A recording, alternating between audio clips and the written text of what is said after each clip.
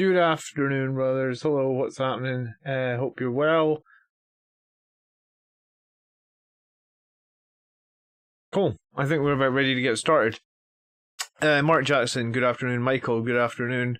Morning, Steel Rain. Maverick, how you doing? This is our new meme, apparently. We need more Sangreguard. So this is made by Steel Rain. Thank you very much for that, and thank you again for the super chat last night. Just finished a nice game with an army against 90 Termagants, plus other things. First time I've played against a Horde army, not as scary as I was thinking. I mean, it can be. I haven't played against Termagants in a while, but Hordes can be scary. Necron warriors with those Gauss rifles can be very scary. But cool. So, thanks for being here, guys, and if you do enjoy today's video, leave me a like on it, or a comment, or whatever you want for that. So we are going to look at 5 army lists today. And as always, a couple from members and a few from non-members. We've got D-King, we've got, I think this is supposed to be Steve T. I think I've typed the T twice. Jonathan Mathis, Lucas, and Rob is made up. Lucky Jim, you may be a little bit away. The queue is significant. You're about 6 weeks away still, Lucky Jim. I'm doing an extra one this week, but yeah, the queue for non-members is significant. Okay, so 5 armies to get into. I'm kind of all set up. We're going to score them out of 50 as we normally do. We'll talk over everything, and then maybe if there's any questions, I'll have a look at some Wikipedia stuff as well. And Maverick coming in for 6 months of membership. Thank you so much for that, Maverick. Appreciate it. Cool. So, D-King, he was in the chat last night. I'm not sure if he's going to be here today, but we'll get into his list and he can always catch up. Good afternoon, Matt. How you doing? And yeah, if there's any Blood Angels questions in general, as always, just fire them in the chat. And if you've wanted to submit a list and you've never submitted a list to me before, what you do is you go over to YouTube, you search Blood Angels Commander, or BA Commander as I am called now. I will come up here, you would click on me, and you would go over to the community tab, and in the latest community post, just here, you would put your comment with your army list, just like text out of Battlescribe, and I will find it on that. I'll find it there, and I'll pick it up, and I'll add it to the queue. So that's how you get an army list submitted, and added to the queue for review. Cool, so, DK. And you know what? Sometimes, since I've been to 2 tournaments in the last couple of months, I feel like I'm in a good spot for reviewing army lists. Like, I feel like I have my finger on the pulse, so to speak. So I guess we'll see if we are in a good spot for this. Okay, so it's a 2,000 point list, and this is a Red Scorpions list. Okay. D-King has been asking me to consider / play Red Scorpions. Forever. He is using Inheritors of the Primarch, so I guess he is taking the same Red Thirst and Doctrine rules as the Blood Angels. Like, he hasn't changed any of them because Successor chapter. And he has started this list with Coup Company Veterans with Storm Shields, which I guess are always nice for scoring, for being able to score things. And Company Veterans are nice because you can put them in reserve very cheaply as well. And he does have 9 CP in this list, so that's good too, and it is a battalion. Okay. We have Kassan Sabius. I've never played Kassan Sabius. I'm not even... I assume he's a Forge World model, is he? I am human Forge World, but thanks for asking. Okay, let's click on some bolts. God, I hate these things. Kassan Sabius. Kassan Sabius.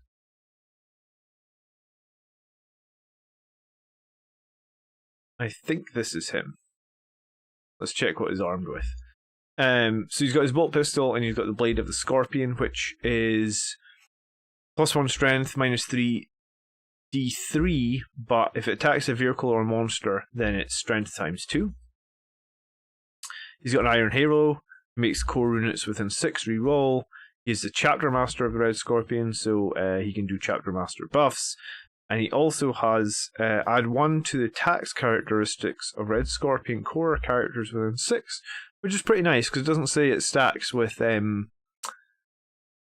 doesn't say anything about like stacking with Shock Assault, because I used to run the Sanguiner all the time in previous editions, because the Sanguiner used to give you +1 attack in a bubble around him, and then they made that it doesn't stack with Shock Assault, right? Where was it? Yeah, his aura. Within 6 inches of the model, each time it fight, that unit gets 1 additional attack, but it's not cumulative with Shock Assault, which kind of makes it useless. But Kassan Sabius, he gets to keep that. I guess probably because he's still running an older datasheet, I would guess.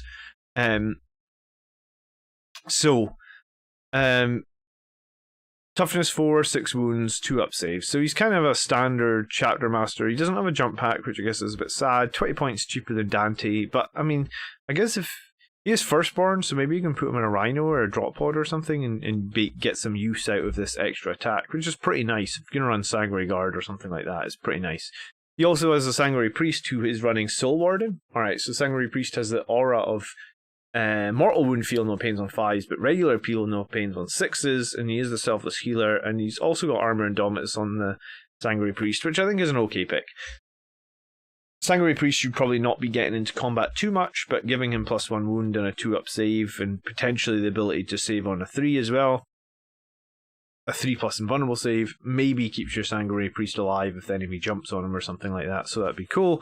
And then Severin Loth with Unleash Rage and Wings of Sanguinius, and Severin Loth is another Red Scorpions character. I assume that he's also Forge World. Severin Loth. Oh yeah, this is the character. This is the actual character that I converted for my Jump Librarian. If you ever see my Jump Librarian with a jump pack, he is Severin Loth. So he is a Red Scorpion, and how I did it was I cut this book off his back, like there, and put a jump pack on him, and then stuck that book thing back on top of it. So it kind of looks like he's still a librarian. But yeah, Severin Loth has a axe that is +2 strength, -2, 3 damage, which is pretty nice. If attacks are made against the Psychers, if the saving throw is failed, it also does 1 mortal wound in relation to any other damage. So potentially like 4 damage to enemy Psychers. He obviously doesn't have a jump pack as well. He has a Psychic Hood. He's a Chief Librarian, so he's going to attempt to...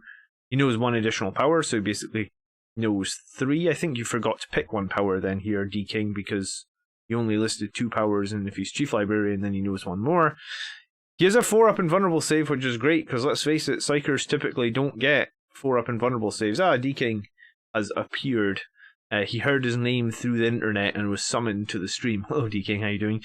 And then, Bane of Damned. In your command phase, select 1 friendly core unit within this model until the start of your next command phase. Each time this model makes an attack against a Psyker, you can reroll the wound. That's pretty nice as well. He has Shield of Sanguinius, as always. Okay, I was going to say, if this was me, I was going to say I would take Unleash Rage for sure. I think Unleash Rage is kind of the best power we can take at the moment. I prefer it to like Quickening. I prefer it to Wings. I know you've got Wings here, which kind of adds to his mobility, but like I think Unleash Rage is the most important thing to take. And obviously, I assume your other character is the Sanguinary Priest is the Warlord. Okay, I mean I guess that's fine. Yeah, I mean like it makes sense because your Cassian Savius is kind of slower. Good pick against Grey Knight's Thousand Suns. Yeah, interesting pick against them both.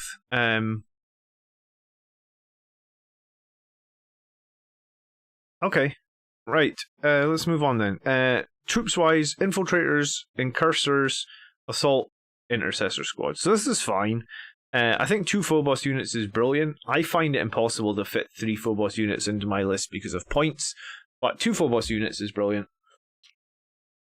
And Assault Intercessors, if you're going to reserve these company veterans, reserve them along with Assault Intercessors. That is 8 power level, puts both of them into reserve for 1 CP. It's pretty nice. I like it quite a lot, I think. Got a tournament today, and we'll see if we get to play Grey Knights. Alright, well, yeah, I guess good luck in your tournament today. Cool. Blade Guard veterans, 5-man with a sergeant with the quake bolts. So that's kind of nice, because the one weakness I would say in the Blade Guard is there's no real stratagem to give them rerolls or anything like that. But quake bolts will give them +1 to hit. Does it's been a while since I've looked at Gene Rot Might. Is Gene Rot Might unmodified 6s, or is it rolls of 6s? I assume it's unmodified, because typically it's always unmodified these days, isn't it? Stratagems. Stratagems by phase. Combat phase. Gene Rot Might, here it is. Unmodified rolls of 6s. I was wondering if you could use Gene Rot Might with Quake Bolts, but you can't. But I mean, Quake Bolts is still good. The one weakness of Blade Guard veterans is they don't hit that much, because they just hit on 3s, so Quake Bolts let them hit on 2s, assuming you can make that one hit with your heavy bolt pistol, right? Death Company is a big one. We've got 3 Thunderhammers here, and then 1, 2, 3, 4, 5, 6, 7 guys with chainswords. So it's a 10-man squad, and I guess using them defensively, using them offensively with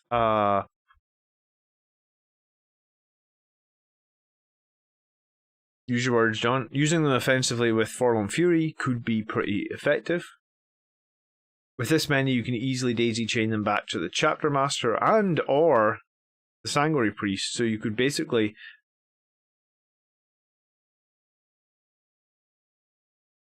did your Chapter Master was his ability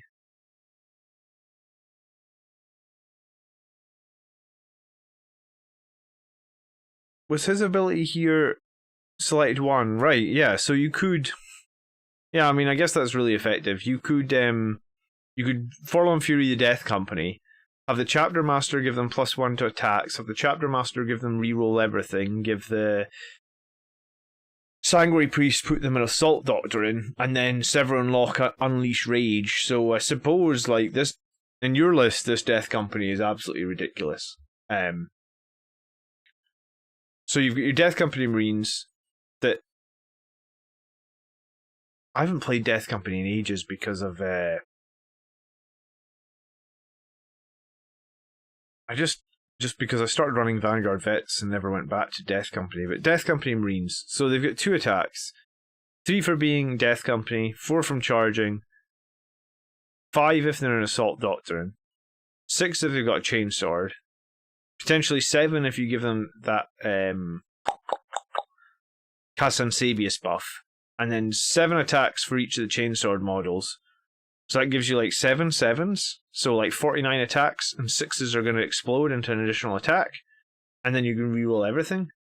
And then you're going to have the Thunderhammers, which are going to be 2 attacks per model, 3 for charging, 4 for Assault Doctrine, 5 from, so 15 Thunderhammers, again, rerolling everything, and 6s burst.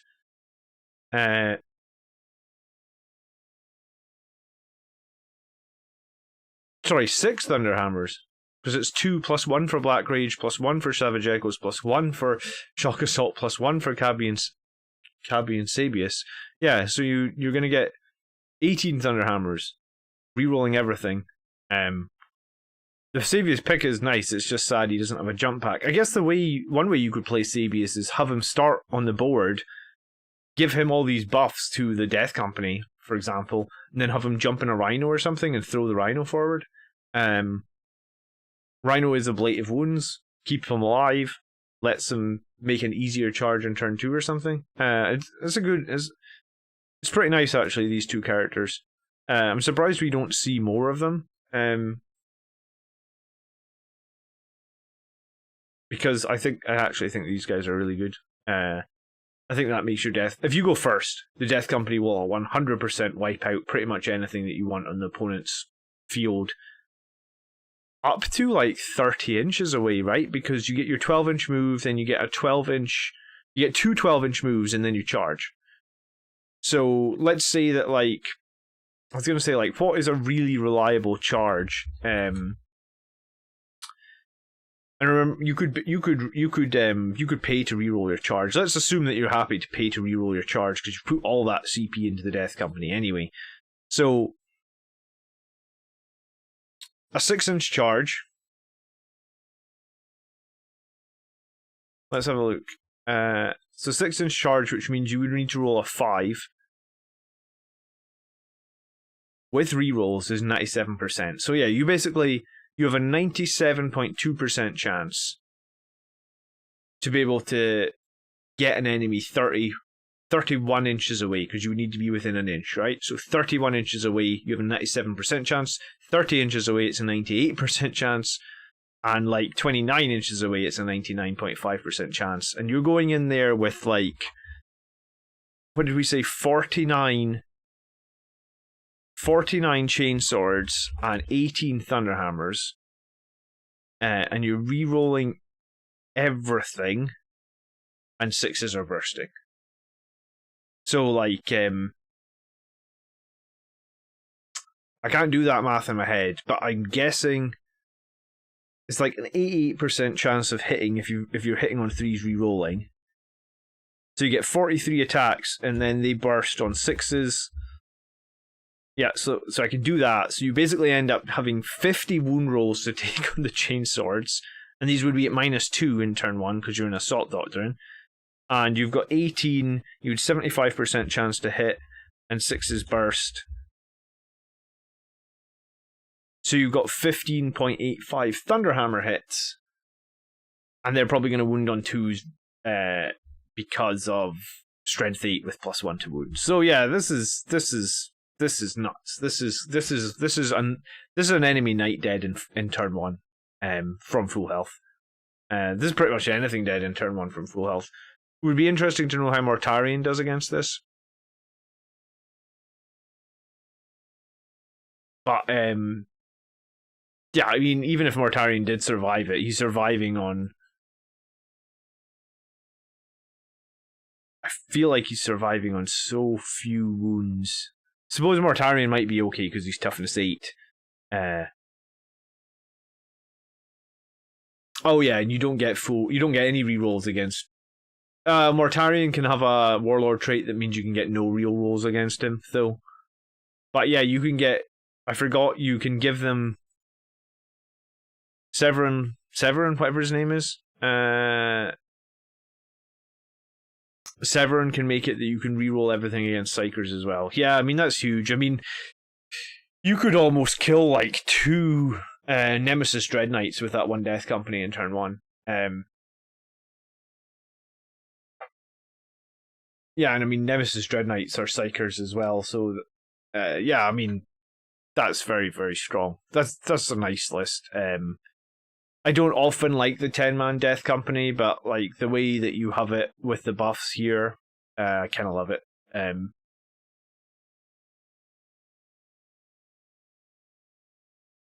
Yeah, I kind of love this. If you got to go first, you can delete just about anything. 15 Thunderhammer, and they're going to be -3 Thunderhammers.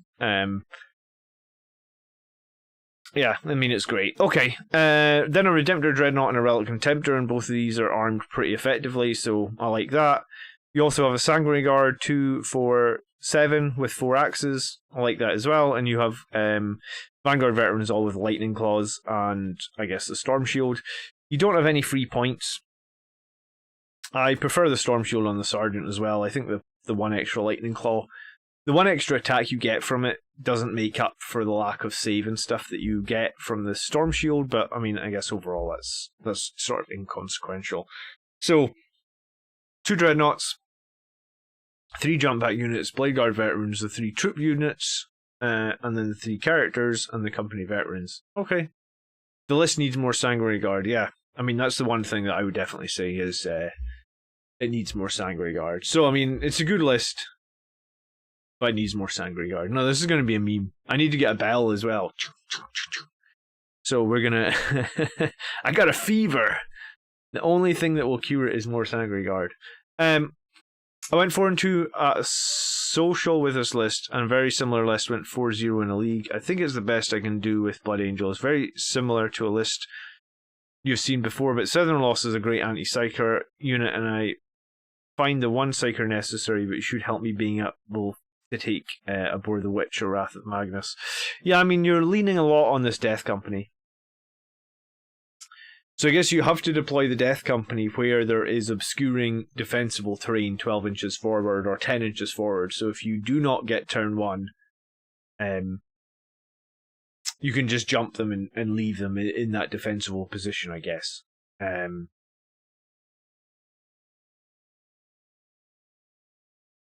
But if you get turn 1, you have an amazing Alpha Strike here. Like, unfathomably good. Enough to kill, like... Yeah, I mean, if you jumped into 2 Nemesis Dread Knights, you could put all 50 Chainswords into 1, making them take, like, 25 saves at -2, and you could put all the Thunderhammers into the other one, making them take, like, 14 saves at -2. You really could, you could kill 2 Nemesis Dread Knights with this. With the reroll wounds as well, yeah, I mean... Severin Loth's ability also works on shooting attacks. I didn't notice that.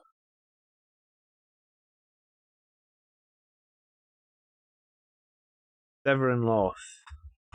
Oh.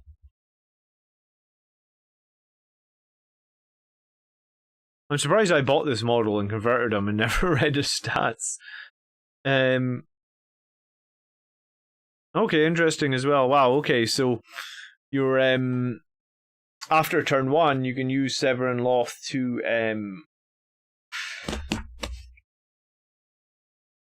you can use them to buff a Contemptor or something like that, and reroll all the wound rolls on that against psychic units. So if you're up against, again, like a Grey Knights unit or something, or a Grey Knights army, you can just reroll everything. That's great. That's really great. Yeah, and it's not just reroll ones, it's reroll everything. Which on those Relic Contemptors is really, really good. Because... Yeah, if you were shooting at Morty, you'd only be wounding on like 5s and 6s, so every other dice you get another chance to reroll for another 6 and get another mortal wound. This is a cool list. I mean, part of me kind of wants to play it. I'm always a bit scared to go like all in with Death Company like this, and it is kind of an all-in play, I guess, to a certain extent. But I think if the enemy deploys badly against this, then even if he you know, like I've played games where I've deployed on the edge of the board to win the game, I guess, and if your enemy's not aware of the strength of this, then you can absolutely wreck them. And even if they are aware of the strength, yeah,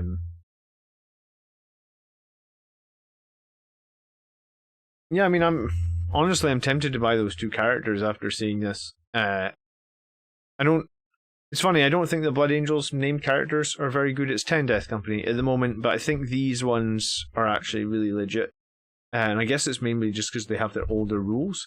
What book did these rules come from, by the way? Like, does it tell you what book these are coming from? These 2 characters were in Imperial armor, were they?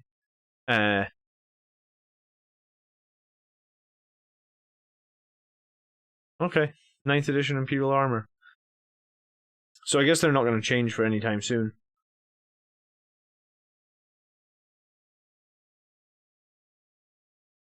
Alright. Yeah, I mean, it's a good list. Is there anything I would change?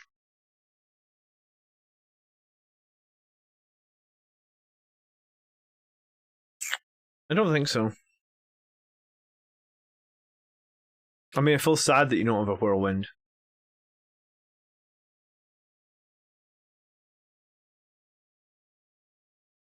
So, like, you could have a problem with Tau with this, like, if you can't charge them from an obscuring position. I mean, one of my tournament games was against a Whirlwind. One of my tournament games was against Tau, and Whirlwind is going to be pretty useful.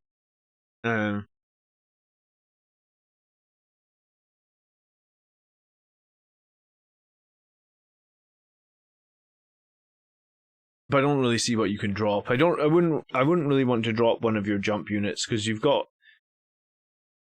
you know, these 2 are going to be core, after, like, later in the game. These two are going to basically be your offense and let you win the game or not win the game. So if you lose the Death Company, which you're going to lose the Death Company here probably, but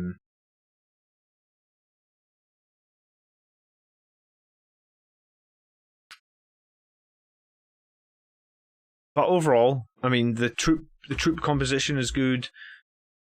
The Blade Guards and the Dreadnoughts for like centerboard presence is good. The Sanguinary Guard and the Vanguards are good. The Death Company, we've talked about how you've got an amazing Alpha Strike there. Infiltrators to hold the backfield, the Cursors to forward deploy. You can reserve the rest. I mean, overall, I think this is a really solid list. I feel like there's too much emphasis on going first, right? I think if you get to go first, you can probably win any game. But if you don't get to go first, you might have some problems. And that's probably the reason that I don't run this myself, because I know the strength of it. But in certain matchups, it's just not going to be that amazing. And I think Orc Rucker Trucks spring to mind at the moment, and that it's not going to be that amazing against. And I know Rucker Trucks did get nerfed a little bit, but I still think that if we math how the Rucker Trucks do against that Death Company, even if the Death Company are in cover, I think it would be pretty rough. Emperor's Son, hey, it's been a while, just a question, I'm sure you've answered it before, but the top 3 armies you would play beside Blood Angels. That's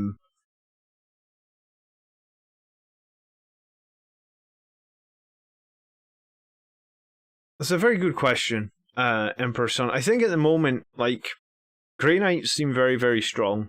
I don't have any desire to play Grey Knights, but I think Grey Knights can be piloted to like tournament victories pretty well. All their units seem rounded. They do a lot of damage. In some ways, they're very similar to Blood Angels, but they can kick out like 15 smites. Maybe not 15 smites, but they can kick out 15, 20 mortal wounds every psychic phase. So Grey Knights, I think, are very strong. I think Admech are really strong as well. I don't think I would play Admech, though. I don't like them. I think I like fast, mobile armies. That's probably why I like the Grey Knights. I do like the Thousand Suns as well at the moment. Like, they are... Everything being OBSEC and everything not failing morale is kind of huge with the Thousand Suns, and their Terminators are, like, super durable, and you can heal, like, multiple Terminators a turn. It's kind of crazy. So Thousand Suns and Grey Knights, I mean, they're the kind of 2 newest codexes, right? And they're both... They're both really good. And yeah, I get you can use Forlorn Fury to redeploy Death Company. But yeah, you know, let me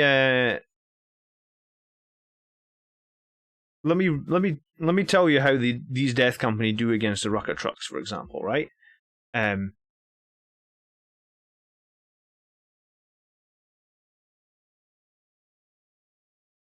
But yeah, thank you so much for the $20, Emperor's Son.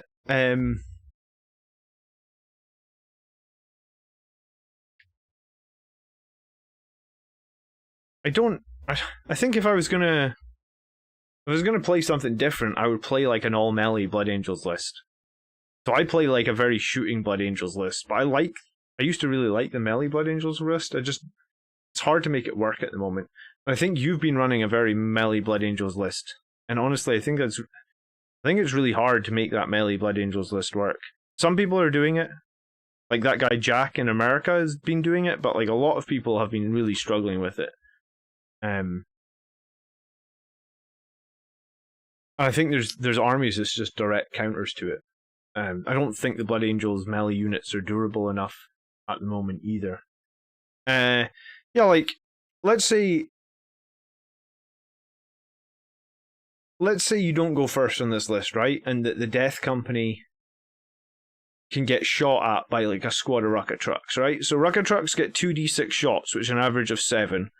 So you're talking 7 times 3 shots. These are indirect fire shots, so even if you redeploy them into cover, you can still shoot this. And remember, there's a swing on this. He can roll hot, or he can roll cold.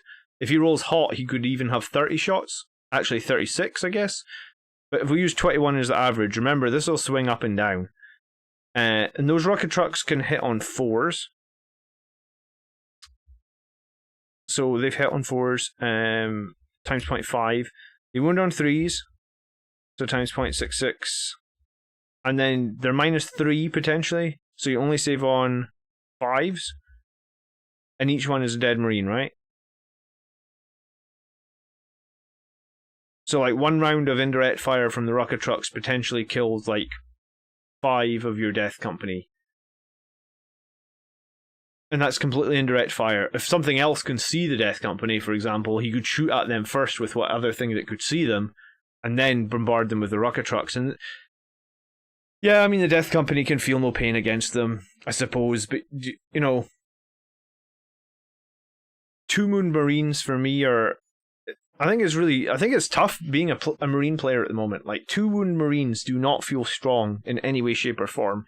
In some ways, like, you know, like, I used to run Death Company in 8th edition. I didn't feel that they were as weak as I feel that they are now in 9th. And they only had 1 wound in 8th. And I think it's just, like, the meta has changed so that there's so many good 2 damage weapons kicking around. And, yeah, I don't know. I think the Death Company can do great, but also, if you don't go first, I think they're difficult to make work.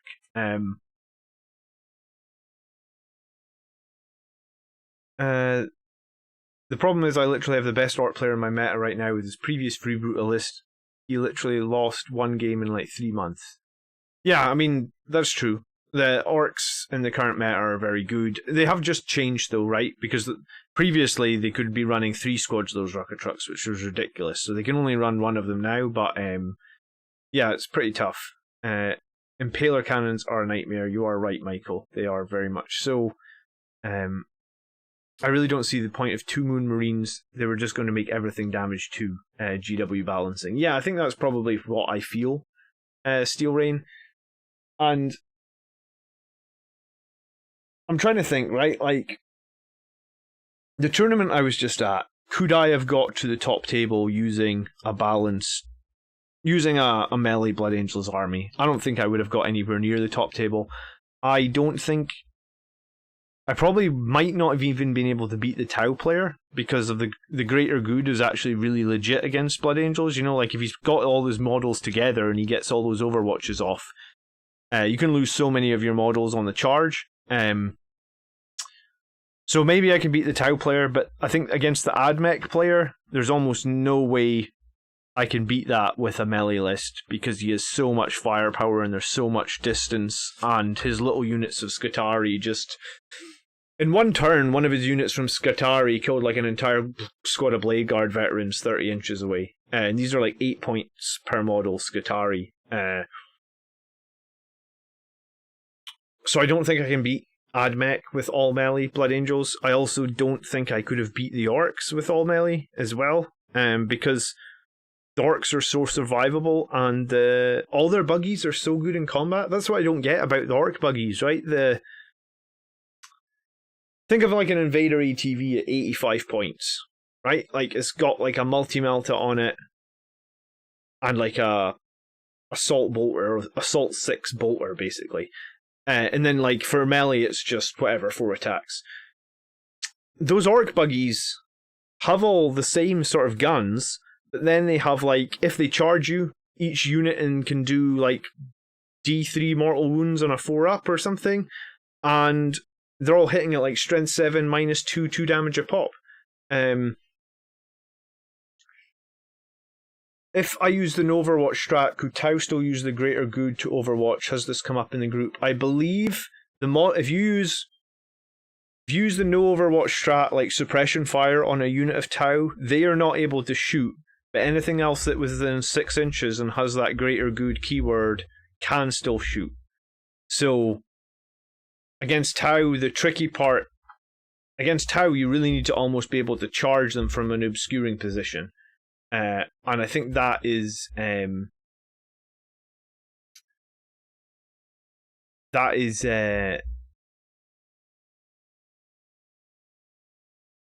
the only way you can counter that Tau play. And I mean, like, in the tournament, I played against a guy who had 9 battle suits in a unit, 9 crisis suits in a single unit, and he had them surrounded by like all his other units. And yeah, I mean, like, it's just brutal. You'll just lose half your units before you make your charge.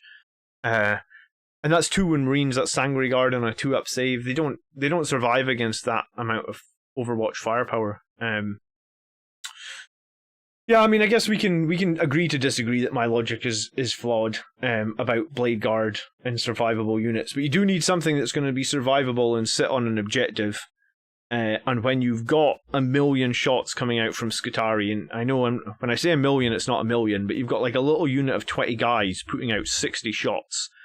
I don't know how you manage to charge them, because you're going to get hit 10 times at least, probably, because it's 60 shots and hitting on 6s is just going to be 10. You're going to get hit 10 times in Overwatch, and there was nowhere for me to get anywhere close to them. It's all screened by like just chaff units. I never felt against the AdMech, the game I played, I never felt there was anywhere I could. I don't even think I got into his deployment zone the entire game. That's why I didn't manage to retrieve Victorious data. He just had units screening everywhere.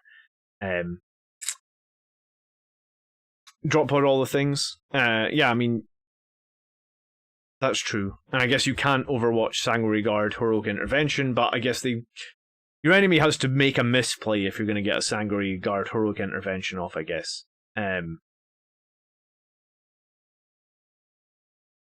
Okay, let me think about this list for a minute, because I do like this list. I mean, we're a little bit off topic. I actually do really like this list. I don't like it for my playstyle, but I think it could be very strong, right? So, OBSEC, you've got like 8.5. Anti-Horde, I mean, I guess 50 Chainswords can probably kill some Hordes, so can your Dreadnoughts. Sangre Guard Bolters can. Overall, Anti-Horde is probably fine here on like a 8.5. Anti-Monster Vehicle, I think I'm going to give you a 9.5 here. The only thing that I don't like, I guess, is when you do lose a Death Company, most of your other weapons, there's no more 3 damage weapons in this list. I mean, I guess the Relic Contemptors have 1 or 2, and the Redemptors have 1 or 2. But that's it. I think both your characters actually have 3 damage weapons as well. Okay, so you've got like 6, but you're a little bit slow. But overall, mobility of the rest of the list is actually really good. It's just the 2 characters that are kind of slow. So I think mobility is like an 8. And then you don't have a fight last, but you do have 2 denies because you're Chief Librarian. You do have like 4 units for actions because you got the Company Veterans and the 3 troop choices. 3 damage weapons. I mean, I think you have 9, but you probably lose 3 with the Death Company, depending on how well the Death Company do. You have protection against mortal wounds from the Soul Warden, and you also have 9 CP. So I think specialization overall is pretty good.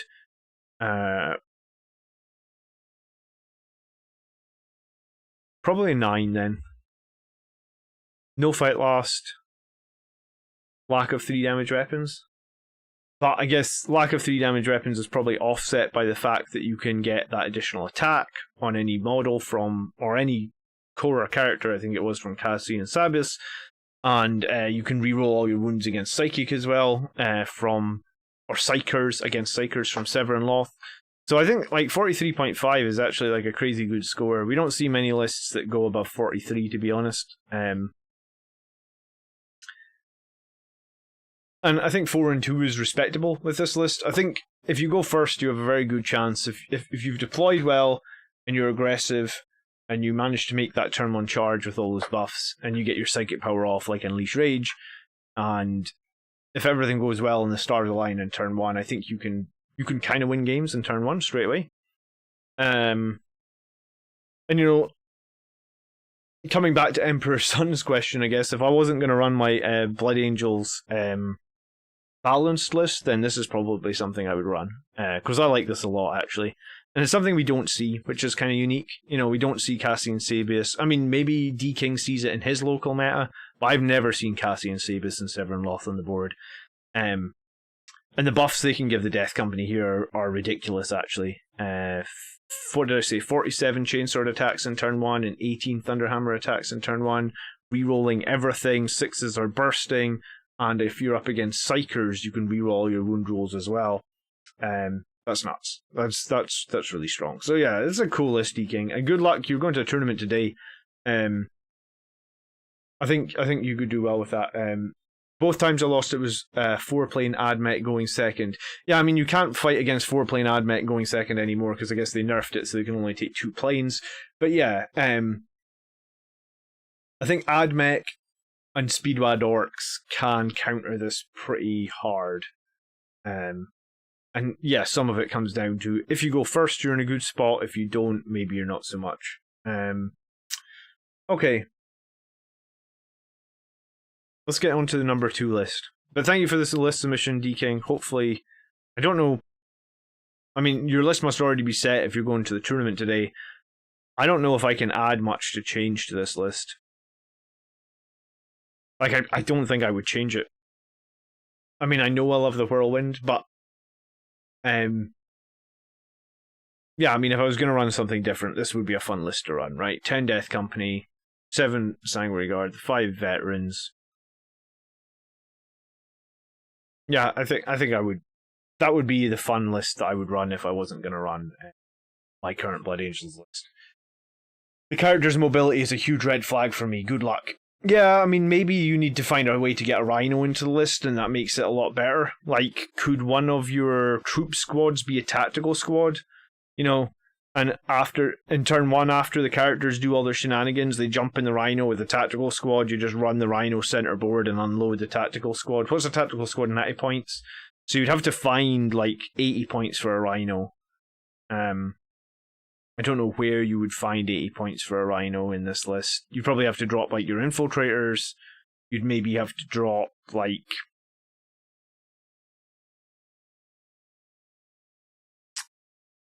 a Blade Guard veteran. It's not ideal. Yeah, this is a tough one.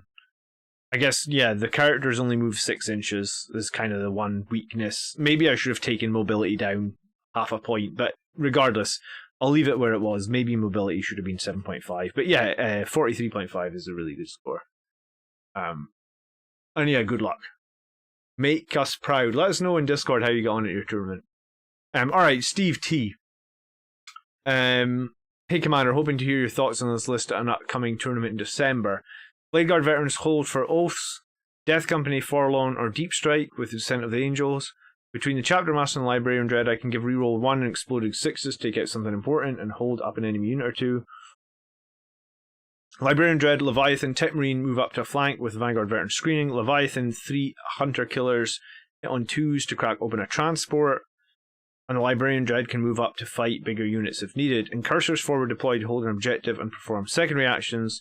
1 unit of Sanguinary Guard can move up the Chapter Master to take and hold an objective, while the other unit of Sanguinary Guard stay back. So in turn 1 and 2 they can deny Deep Strike and hold backfield objectives with Roland.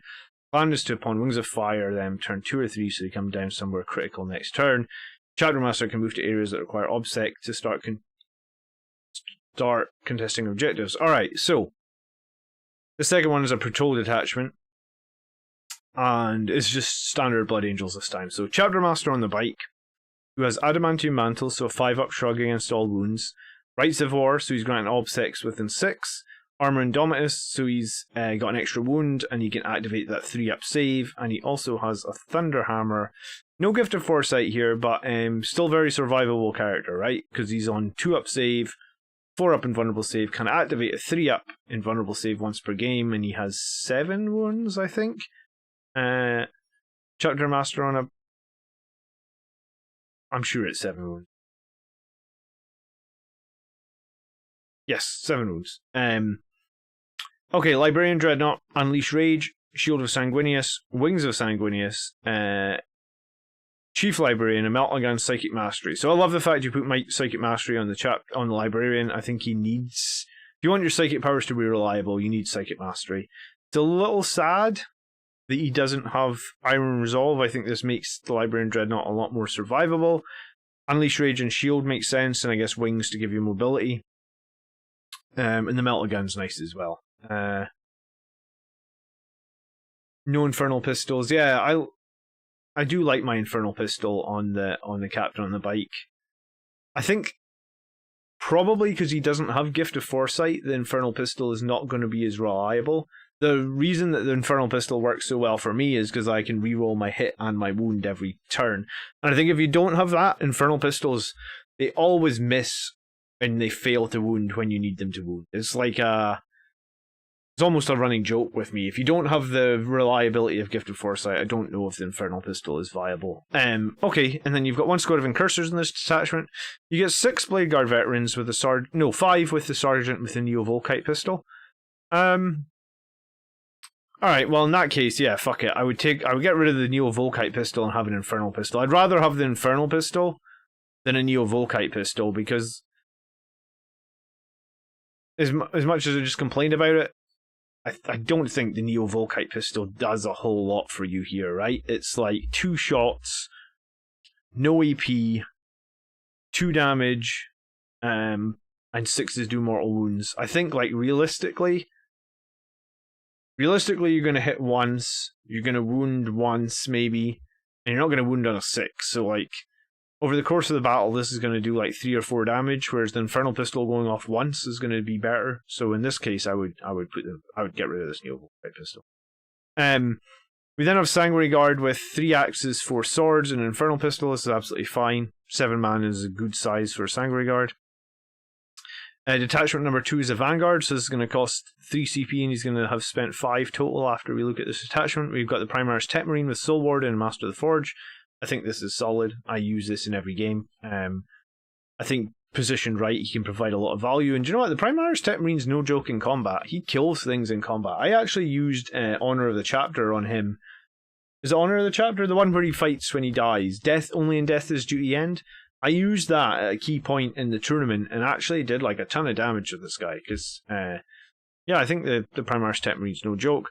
We have the Death Company with 4 hammers and a chain sword. So this is like your first turn potential Forlorn Fury Death Company, full of hammers. We got Leviathan Dreadnought with the Grav Flux, the Volkites, 3 Hunter Killer Missiles, and a Siege Drill. We don't often see 3 Hunter Killer Missiles, but I guess if you're making it +1 to hit with the Tech Marine, then that can be okay. The Grav Flux is the better option, the Volkites are fine, and the Drill, I think, is also the best option to have here. We have a second squad of Sanguinary Guard yet, and it's 7 again, and it's basically the same loadout. And then we have the 5 Vanguard Veterans, all with Lightning Claws and Storm Shields. We have the Inceptors with the Bolters, and we have the Whirlwind. You know what? I like this list a lot, actually. It's got a lot of tools. The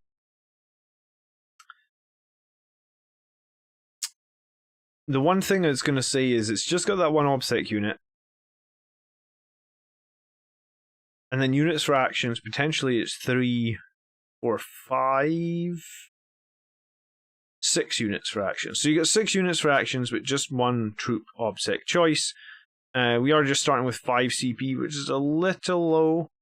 It's as low as I would like to start any list with. But I suppose probably in the Inceptors will start in Deep Strike, and I think you said one of the Sanguinary Guard squads can start in Deep Strike as well.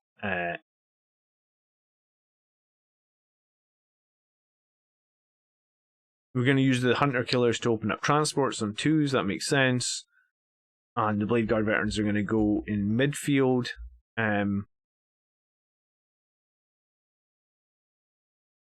Oh, and he's going to start both Sanguinary Guard on the board, but Wings of Fire one of them early in the game.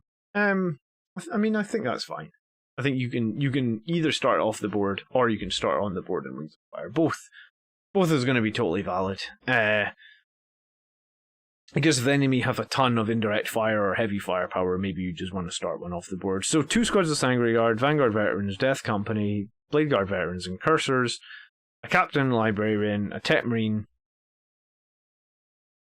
the Leviathan Dreadnought, and the Inceptors and the Whirlwind. Yeah, I mean, having just 1 Dreadnought does put a tiny little question mark around that Tech Marine for me. I feel like if you're going to get the most out of a Tech Marine, you need to have more than 1 piece of armor. I guess you could argue that the Whirlwind is a piece of armor, and if the Dreadnought dies, you'll go and give the Whirlwind +1 to hit. I mean, it feels Feels pretty low value, to be honest, because the Whirlwind doesn't do any damage at the best of times. Giving it +1 to hit, still not going to do any damage. I'd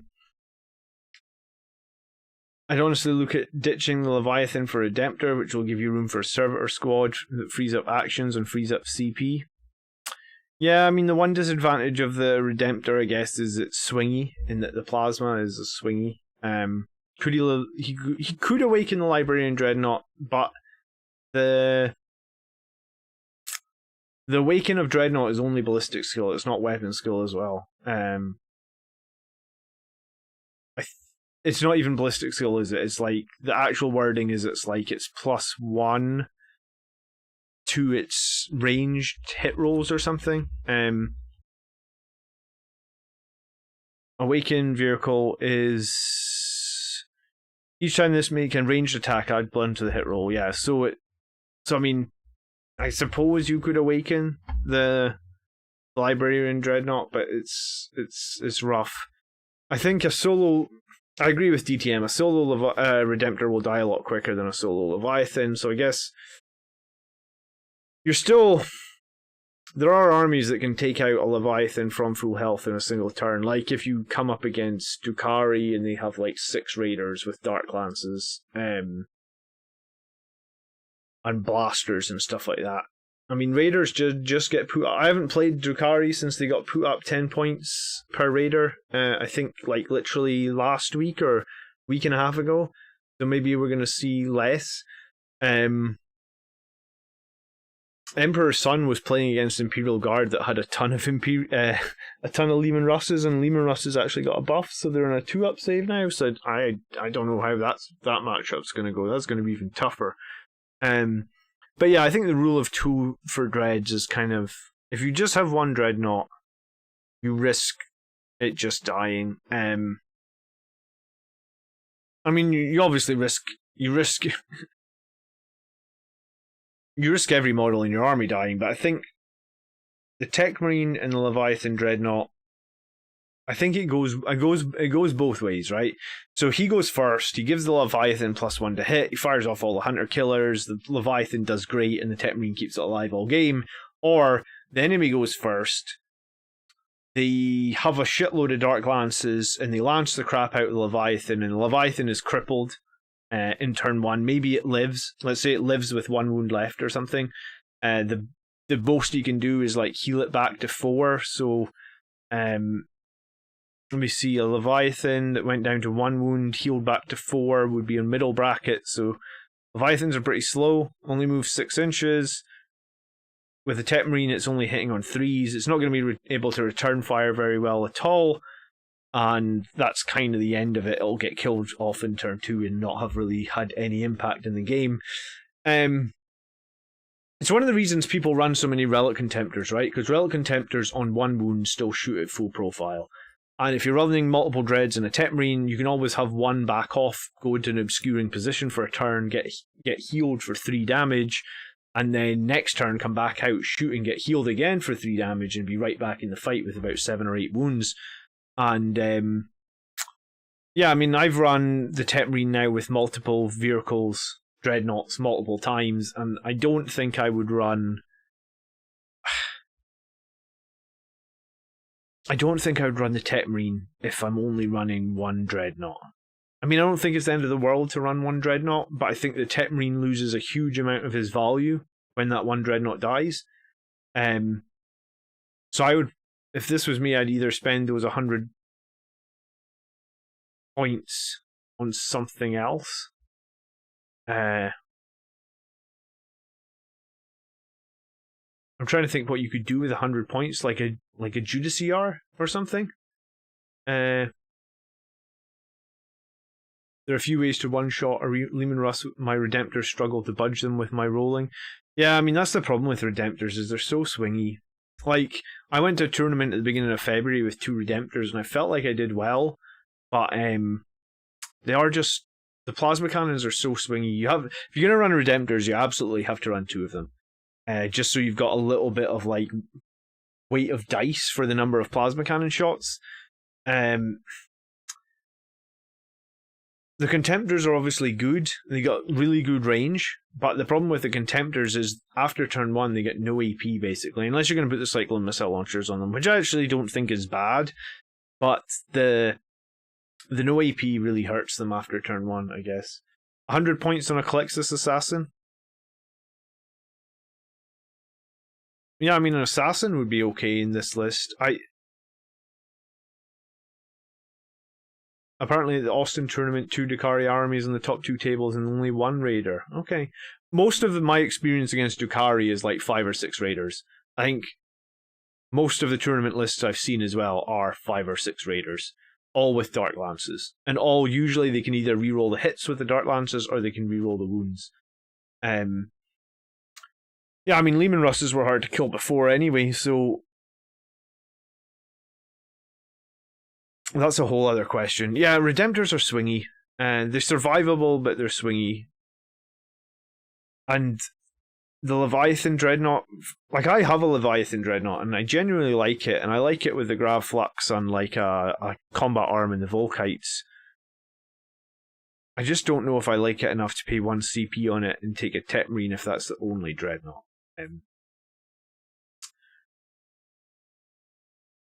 I could probably go an Assassin here, or I could probably go like a Judiciar, and maybe you could give the Judiciar the Soul Warden and take him up the middle with your Blade Guard veterans, and maybe try and have him obscured. I could probably do that.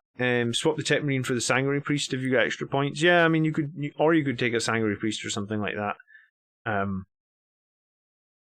Sanguinary Priest, he can be valuable without spending all the points to make him like a chief apothecary and all that, right? Like you can still get value out of him by using like the ability to give him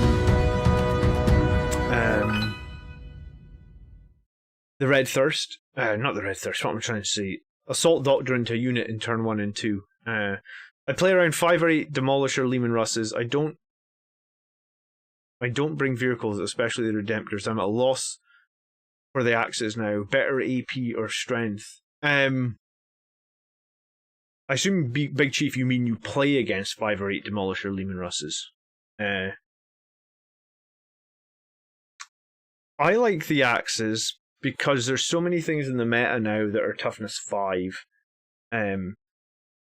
So the tournament I played against a lot of Orc lists that had a lot of buggies. All those Orc buggies are toughness 6. So you get additional +1 to wound, obviously, because you wound on 3s against all the Orc buggies. I also, Orcs as well. Regular Orcs are all toughness 5, so you wound them on 2s. So Axes feel better against Orcs for me. Axes also feel better against Custodes, again, because there's a ton of toughness 5 stuff there. Custodes -2 is going to put them on their invulnerable save anyway. So Axes, again, are going to be better there. And there was another army that I played against where Axes were going to be better. Tau. Yeah, I played against Tau. Of course, I played against Tau. And a lot of their stuff are Tier 5 as well, like the battle suits, crisis suits. So again, Axes were better in that matchup. And I guess if you play against Grey Knights, again, Axes are going to be better because they're going to push them onto the invulnerable save. And their Nemesis Dread Knights are toughness 6. So there's a lot of toughness 6 stuff now where Axes are going to just be better, and the extra AP for the swords is going to be lost usually, because they're usually going to move on to invulnerable save, unless you have Null Zone. If you have Null Zone, the swords can pull ahead in a bunch of situations, especially in turn 3 and above, where you're -4 on the swords. But, you know, Null Zone is deniable against the Grey Knights. In the Grey Knights game I played on the final table, I got Null Zone denied against me, and it fucked me, I guess. So Axes seem to be the better pick. But I don't have any problem with people running squads of Sanguinary Guard that are half Axes, half swords. I think they are good in general to go both ways. I mean, I guess swords would be better against the Leman Russes now they're on a 2-up save. Because you're going to wound on the same 4s anyway, right? But it does feel like at the tournaments that I've been in recently, there was another army that had a lot of toughness 5 stuff. I can't remember what it was now. Oh, Death Guard, of course, it's Death Guard. Death Guard are like, all their troops are toughness 5 as well. And again, most of the Death Guard, if you hit them with more than -2, they're probably on an invulnerable save. So axes are starting to pull ahead in a lot of places, I think. Okay. Let me think about Steve's list then. Yeah, I mean, we debated this Leviathan and this Tech Marine a lot, and it's maybe the wrong choice to just have that. The rest of the list is fine, though. The Whirlwinds is good, the Inceptors are great, 2 squads of Sanguinary Guard is good. I mean, Steel Rain says it needs more Sanguinary Guard, but Steel Rain always says that. We got the Blade Guard, we got the Incursors, we've got the Armor Indomitus, we've got the Rites of War. Overall, pretty interesting list. Let me see if I can do some scoring on this. Swaps. Swap the Leviathan for more Sanguinary Guard. If you're going to do that, then you would 100% need like a different character there, because you're going to lose a lot of value in the Tech Marine. So we just have one OBSEC unit, but we do have Rites of War, so I'm going to give you 7.5 for that. Anti-Horde Infantry is kind of lower. We got the Angelus Bolt Guns, we got the Inceptors, we got the Volkites off the Leviathan, but I think Anti-Horde is maybe like 7.5. I don't think it's amazing in this list at all. Anti-Vehicle Monster is pretty good. 2 squads of Sanguinary Guard, 1 squad of Hammers. Leviathan, if it ever does get into combat, will actually wreck things. The Chapter Master and Librarian Dreadnought as well, pretty good. So I think it's probably a similar 9.5 there. Let me see how many 3 damage weapons we've got. This Thunderhammer, Librarian's carrying 2, so that's 3. Sanguinary Guard is carrying Infernal Pistol, that's 4. Tech Marine has 1, that's 5. 4 Thunderhammers here, that's 9. The Leviathan's carrying 2, that's 11. The Infernal Pistol, that's 12. So yeah, a good number of 3 damage weapons. I think it's fine. Mobility-wise, overall, it's probably more mobile than the last list. The characters are definitely mobile. Even your Inceptors. The only thing that's not, I guess, is the Incursors, but they can guerrilla tactics and be mobile as well. So I'm going to give you a 9. You'd just take 2,000 points of Sanguinary Guard if you could, wouldn't you, Steel Rain? Yeah, I think you would, actually. And I think putting 1 Power Fist in with a Sanguinary Guard isn't a bad shout at the moment. Yeah, we were talking about that last night, especially against all the ramshackle orcs, right? There could be worse things to spend 5 points on than a Power Fist in the Sanguinary Guard, because anything less than toughness 8 against those ramshackle orc vehicles is just 1 damage. So if you do have Power Fists from the Sanguinary Guard, then they are going to be able to do 2 damage.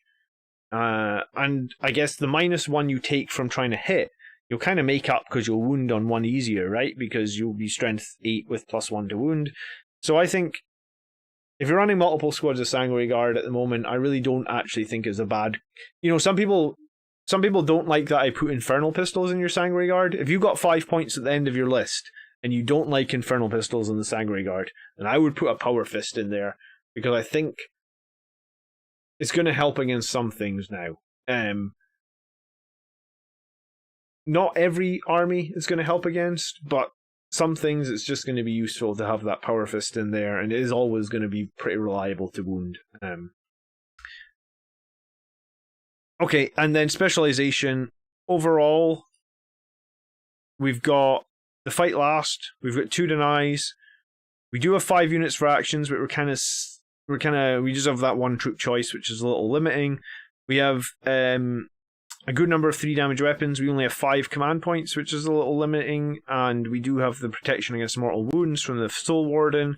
But there is so we're going to take off like 2 points here, and the reasoning that I'm taking off 2 points is because I think the Leviathan and the Tech Marine need rethought in this list. Yeah, they can have the Sword and Axe for free, or the Power Fist is for 5 points. But up until now, probably before Orc Ramshackle rules came in, it was possibly worthless.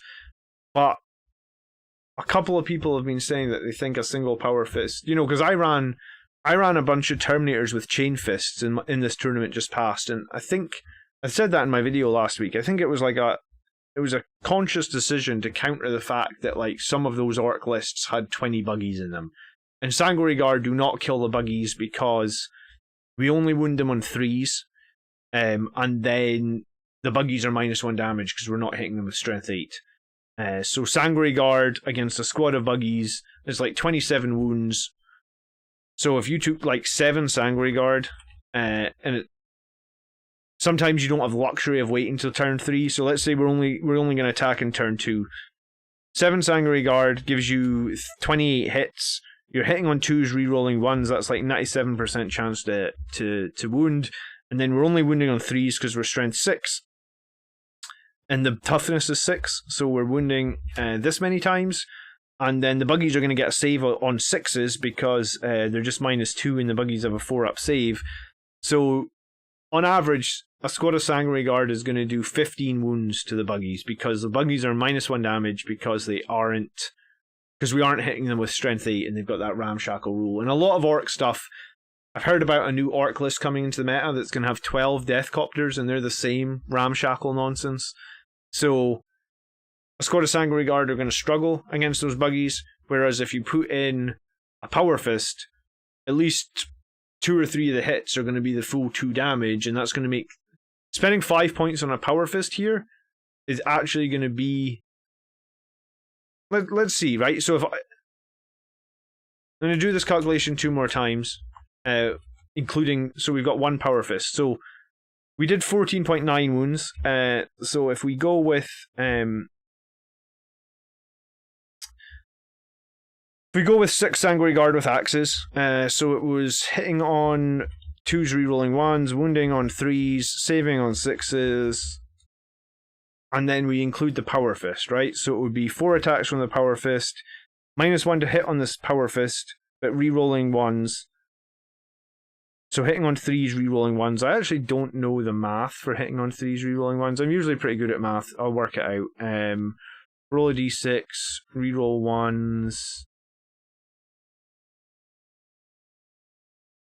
So hitting on 3s, rerolling 1s is 77.78. Okay, that makes sense. So we hit 77.8 times, we wound on 2s, and then they don't save because the Power Fists are -3, right? I say that. I don't remember the last time I ran a Power Fist, but I'm sure they're -3. Power Fist, yeah, they're -3, so the buggies don't get a save against the Power Fist, so that's ×2. So we add that to the number above, 12.79. And yeah, okay, so we go from doing 15 wounds to the buggies to doing 18 wounds to the buggies, and the buggies are 9 wounds each, so you actually make a difference there where you kill 1.5 buggies, paying the 5 points for the Power Fist, you actually kill 2 whole buggies. So yeah, paying 5 points for a Power Fist against orc lists that are running a bunch of ramshackle shit with loads of wounds is actually pretty useful, right?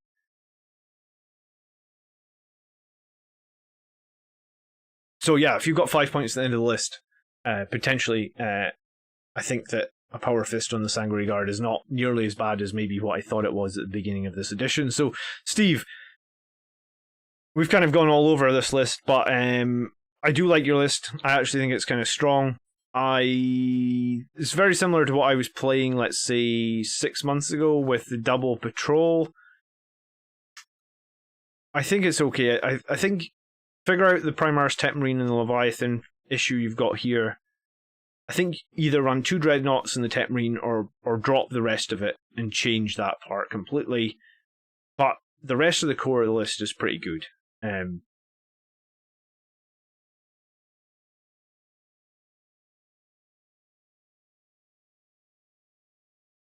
No one really runs plasma pistols on Sanguinary Guard. I have a bunch in my drawer that have plasma pistols and I never run them. Okay, let's move on. List number 3, Jonathan Mathis, and he's tinkered with a few variations of this list, but he hasn't tried this particular permutation. And it's a Vanguard detachment. He has Dante, who is the Warlord. Librarian with Might of Heroes, Null Zone, and Psychic Fortress, who is the Chief Librarian, who is an Infernal Pistol, who has a jump back and Psychic Mastery, and also Armor Indomitus. Alright, so he's really trying to keep this jump Librarian alive. We got 5 Blade Guard, we got 2 Redemptors. One Redemptor has a heavy onslaught cannon, and I think that's always the wrong choice. It costs you 5 points to take this heavy onslaught cannon. And the heavy onslaught cannon is only going to be good against like horde-based lists, right? Because it's like heavy 12, strength 6 -1, I think. I don't run it, but I did math it a little while ago.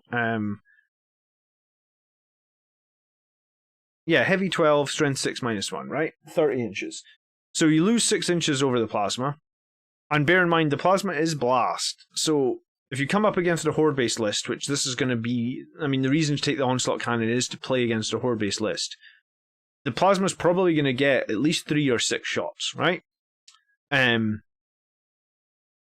the plasma, for me, is just so much more versatile, right? Because hordes aren't going to get any save against plasmas. I mean, arguably they might not get saves against -1, but they might. And strength 6, again, you're gonna maybe wound on 3s. The plasma's probably going to wound on 2s. So I just think for the 5 points you pay for the plasma, in that you get 6 more inches, you get the blast, so you're going to be able to do the more damage. And then if the enemy does have armor, the Gatling cannon is just going to bounce off the armor. Whereas the plasma is actually a legitimate threat against armor. If you roll 6 for the shots against armor and you supercharge it, like, you'll take out a Rhino in a single turn or something like that. And if they don't have an invulnerable save on their armor, in turn 1, for example, where you're -5 AP, they're just toast. You know, like, I guess, like we were saying, like, Lehman Russes are moving up to 2 up. Yeah, I mean, if you roll hot with your Redemptor in turn 1, you roll 6 for the number of shots, and you make all your hits and wounds, you'll literally kill a tank from full health, and they don't even get a save against it, right? I mean, you don't often roll hot, but I guess the point of it being, I don't see... Like, I have 3 Redemptors, 2 with the plasmas, and... Actually, do you know what? I'm lying here. 2 of my Redemptors are actually magnetized, because I magnetized them so that I could put on the Onslaught Cannons, but I never take them. Like, I just do not ever take the Onslaught Cannons. They're only good against, like... I don't even know what they're good against. Like, the plasma is just the better all-round weapon. I remember when I mean, yeah, if the enemy's got giant squads of, like, 10 Necron warriors, maybe you're getting a tiny little bit better value out of the Onslaught Cannon, but I think the extra 6 inches of shooting and the fact that the plasma is just that much more versatile is much, much better.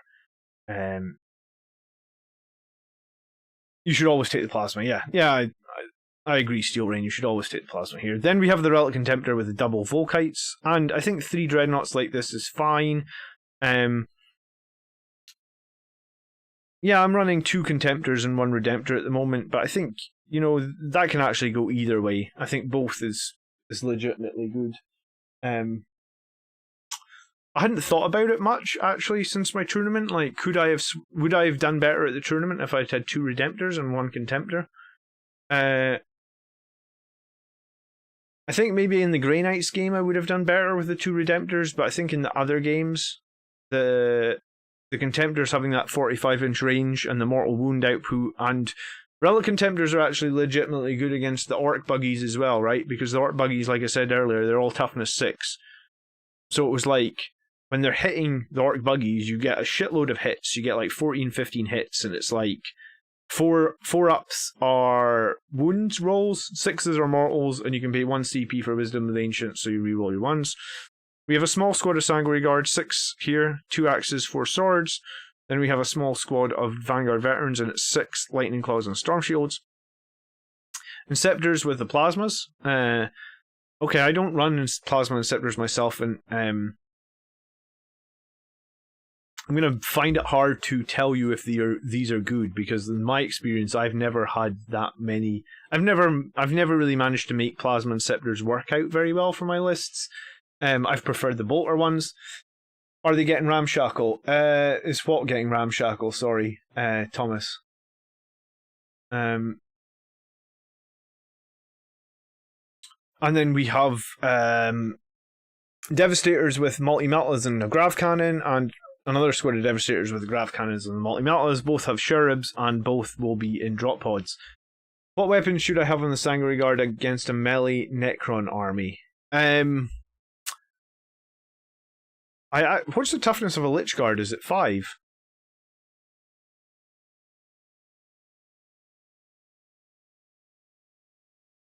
I mean, the Yeah, so the toughness 5 on Lich Guards, and right, so this is why axes are good, right? Because the Lich Guards get +1 to the save, so they're on a 2-up save. The second you hit them at -2, they're on their 4-up invulnerable save. So, again, if he's got Lich Guard, axes are better. And then the other melee ones, is it the Scorpic Destroyers? Yeah, these as well, they're toughness 5 as well. And they have a 5-up invuln save, I believe, or does he have to cast something to give them a 5-up invuln save? Maybe he had to cast some. I'm sure when I played against John's Scorpic Destroyers, they have a 5-up invuln, so they have a 3-up save, 5-up invuln again, so if you hit them with axes at -2, they're on their invuln save, and so you basically get no value out of, you get basically no value out of the swords. The swords make it harder to wound, and you can't use their AP, so, axes are going to be better in that situation as well. So yeah, axes are just coming ahead right now in a lot of situations. Jeffrey Vega, hey everyone, advice on playing Black Templars. Their 5-up save is making their units more competitive to the point I couldn't hurt him. I mean, if you're struggling to take units out, Jeffrey, because of like you said, like a 5-up save, or I believe Black Templars are able to get a 5-up Feel No Pain as well, you may just need to overcommit. So like charge a unit with 2 units to make sure you take them out. I haven't played the new Black Templars yet myself, but that's definitely something interesting. So yeah, I mean, we've talked about so many armies today where axes are just better than swords now. And I guess the only way to make swords better is with Null Zone, which is tough, right? Because like not like I said, Null Zone can be denied. It also leaves your character pretty exposed when you cast it, and yeah, it's a weird one. So I still run three swords in my squad of Sanguinary Guard. I've been running a 7 or an 8, and I still run 3 swords, and I have Null Zone. But I think when you need Null Zone, you still get value out of your axes as well, right? Because usually, maybe later in the game when you need Null Zone, your axes are still -3, so you maybe still get value out of it. But yeah, it just seems like axes are getting to a point where you need the axes for the reliability in the wound rolls. Okay, so, hey Jonathan, thanks for joining us on chat anyway. So 2 squads of Devastators, 1 multi-meltas with a Grav, and then the rest Gravs with multi-meltas. The Inceptors with the Plasmas, 1 squad of Sanguinary Guard, 1 Vanguard Veterans, the 3 Dreadnoughts, Dante and Librarian, and no troops here, interestingly. So literally we have no OBSEC. Which I guess is fine. You don't need to have OBSEC. It is nice to have. It can be kind of important in some situations.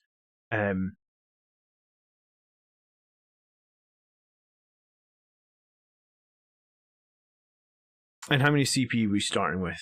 8. Okay, so we didn't... Oh, because Dante is bringing us back up 1 CP. Okay.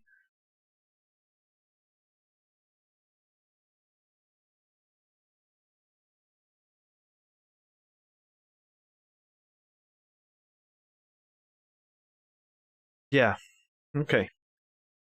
So 3 Dreadnoughts is good. If you are running triple Dreadnoughts like this, you can get a lot of value out of a Tech Marine. So that's something to say that you don't have. Blade Guard are good, Sanguinary Guard, Vanguard Veterans are good, and then there's a huge point investment in the Devastator squads and the Inceptors. And like, don't get me wrong, Devastators can drop down and kill a lot of things. Drop pods can be dropped on objectives and can score, stuff like that. I just, sometimes people say like other chapters do the Dreadnought thing better than us. And I kind of disagree with that sometimes, right? Because if you're running 2 Dreadnoughts or 3 Dreadnoughts and you have a Tech Marine and like a Chapter Master, you can make 1 Dreadnought hit on 2s, rerolling 1s. You can make the other Dreadnought reroll everything from Chapter Master buffs, and then the 3rd Dreadnought can hit on 3s, rerolling 1s. So like the Dreadnoughts can do fine. they can shoot really effectively even as Blood Angels. Devastators, on the other hand, maybe don't, because the second they come out of the drop pod, they count as moving, so they're -1 to hit, so you're only hitting on 4s. I guess if you position Dante correctly, then when they drop down, they can reroll 1s at least. So other chapters can definitely do the Devastator thing better than us. Iron Hands, for example, can do it where they don't count as moving when they come out of the drop pod, so they could hit on 3s, rerolling 1s. But my issue with Devastators, and maybe this is other people have seen it differently, whenever you drop down a Devastator squad, you get 1 round of shooting with them, and then they get wiped off the table. And it's the same with like Sisters of Battle Retributor squads coming out of Rhinos, right? They come out of the Rhinos, they shoot 1 time, and then they're wiped off the table. So in some cases, I guess they're like an alpha strike unit. Thanks for hanging out, Robert. Appreciate it. And I don't mind it so much, but I just, you know, what is this for the Devastator squad? 215 points, something like that for the Devastator squad and the Stormbolter, or the drop pod and the Stormbolter. You know, like if I had 215 points twice in my list, would I like maybe 2 more combat units? Probably. Like, I feel like my combat units would survive. They can probably do just as much damage as a Devastator squad. Though I guess the one advantage to the Devastator squad is they don't need to make a charge roll, right? So they're arguably a little bit more reliable because they don't have to make a charge roll. But having no OBSEC is going to make things tricky for you. If you're up against like a super strong enemy OBSEC army, where, for example, like I just played Necrons last week where every unit in his army is OBSEC, if he gets like a single Scarab on the objective, it's taken and contested away from you. That will be rough. And you can basically end up losing the game on that alone. So let me score you, and I'm going to score the list first, and then we'll talk a little bit about. But so if you only have 1 unit of OBSEC, I usually give you like 6.5 points. So I guess you have to get like even less than that, which would be like 5. Anti-Horde with 3 Dreadnoughts and 2 Devastator squads. I guess you've got that handled. You've also got the Inceptors, which get a stupid amount of shots. So Anti-Horde, I think you're in a very good position. You got like 9.5. Anti-Monsters, 3 damage weapons. Well, you've got 4 Multi-Meltas here. And then you've got the Dreadnoughts. Like I said, I really think you need to put the Macroplasma on both Dreadnoughts. That gives you 8. The Volkites give you 9. Librarian gives you basically 10, 11, and then Dante gives you 12. So you have a lot of killing power against enemy armor and stuff like that. Like, there's no doubt about it. Maybe it's a 9 here because you're kind of lower in close combat units, and Blood Angels do excel in close combat. Are you, though? I mean, you've got the Blade Guard. Yeah, no, I'll give you a 9.5 there. Mobility-wise, the Dreadnoughts are kind of average in mobility. The Devastators aren't mobility, but the drop pod gives them, I think, probably like an 8. And then we don't have a fight last. We do have a couple of denies. Kind of lack units for actions. I mean, if you're not going to do any secondaries that need you to do actions, then that's fine, but you do kind of lack units for actions. 12 3 damage weapons. I think it was 8 CP. And then no protection against mortal wounds, right? Yeah. Yeah, no protection against mortal wounds. Okay. So specialization is probably going to be something like a 7. So it's definitely got a lot of killing power, this list. Don't get me wrong.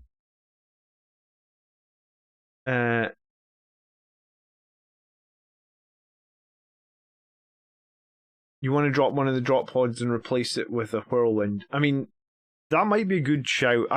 If I was you, as much as it would be nice to have that second squad of Sanguinary Guard, I would drop 1 Devastator squad and 1 drop pod, 215 points. What I would take with those 215 points is a whirlwind for 125 points, leaving you 90. And with your 90 points, I would take something OBSEC. And I guess, unless you change something else somewhere else, the 90 points is going to give you a tactical squad. It's going to say, could you like drop... Is there something else you could drop somewhere that gives you enough to get a squad of incursors? Because there are, you know, the tournament I just went to, I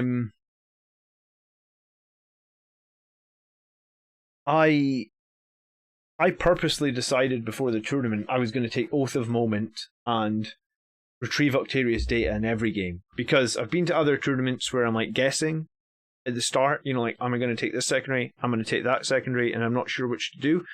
And by picking those two and just sort of making them no-brainers, right? Like, my list can do, because the list I was running in the tournament had 3 units of troops and a unit of servitors in strategic reserve. So it was very easy for me to do retrieve Octarius data. I think I averaged like 8.8 points throughout the tournament on it, and I think for Oath of Moment I averaged 10.8, and that was including a game where I got absolutely trounced by the Grey Knights. So if I'd scored any sort of decent points in the Grey Knights game, I'd have probably averaged about 10 points for Rod and 12 points for Oath in every game. So I think sometimes you're going to come up against lists where there's nothing good to pick, and there's going to be nothing good to pick on the map as well. So that's kind of why I decided to build a list where I could score secondaries, even if there was nothing good for me to pick against. Because in the tournament, you can't end up, if you go into a game and you end up scoring nothing in 2 secondaries or 5 points in 2 secondaries, the game's probably lost just on that, right? The drop pod devastators can start doing death from above. Yeah, I mean, they can. And I guess the drop pod devastators can do relentless assault as well. But the problem is, you know, like, I don't know if I haven't uploaded the photos yet from my phone from that tournament. When I played against the Orc list, and you'll see it at some point, I will upload the photos. The Orc player had like the entire, not even his deployment zone, the entire half of his map was covered with Orcs. There was I couldn't even get my servitors into the other side, and the servitors are on those old tiny 25mm bases, and there's only 4 of them, and there was nowhere to even get them onto his side of the board until like turn 4 or something. I had to kill like everything on one side of the map just to get my bloody servitors on. And then I guess when I played against the Admech player as well, he had so many Skitarii sprawled out everywhere. There was nowhere in his deployment zone. So like I'm telling you that I made like 8.8. So I got trounced in one game, and I still averaged 8.8 points overall taking retrieve Octarius data. And there was 2 games where I literally couldn't do it because the enemy just had shit everywhere on the map. And yeah, maybe in hindsight I could have picked a different secondary at the start. But I mean, these were Admech lists and these were Orc lists that were super meta. There wasn't good picks against them. I mean, maybe there was one good pick against the Orc list. I think I took Bring It Down and maxed that. But like beyond that, I mean, like I'm not going to be able to assassinate all his characters or anything like that. So, yeah, I think you make this list strong. Like the 3 Dreadnoughts provide a ton of fire support here. I think if you swap out the Macroplasma on the 2nd Dreadnought, even more so. I think that combined with a drop pod is plenty. I think a Whirlwind and Incursors would be good, or I think more Sanguinary Guard would be good here. You don't have to have the Whirlwind. I mean, you can use one of the Dreadnoughts to hold the backfield. The Contemptor has 45 inches range. You know, he can hold the backfield fine. Can someone tell me if there's a Bloody Angel strats that gives Bolter and Scepter +1 to hit when they come in from reserve? It's jump pack units only, I believe, DTM. It's called like Descent of the Angels. And actually, it's not just +1 to hit, it also means they can ignore any charge modifiers. So what that means is, like, if I had to charge you over difficult terrain or something like that, we can ignore that as well. So that is what Descent of the Angels does.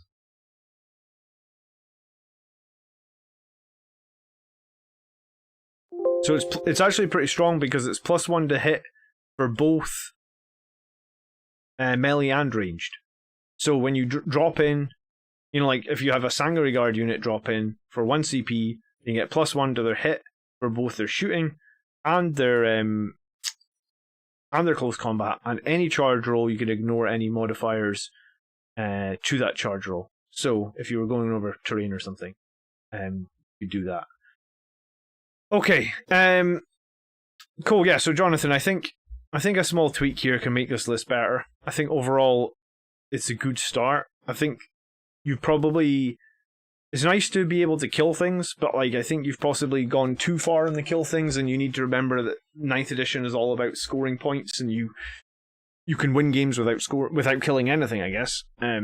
So that's what I would emphasize there. And in the future, you might want to consider a captain on a bike. I think he's basically going to cost you 1 CP over what Dante does, and he is in my opinion, he is a lot better than Dante. I've been running him now for... Well, do you know what? I actually put out my Chapter Master versus Dante video last Christmas Day, actually. So I've been running him for almost the whole year, and I still swear by him.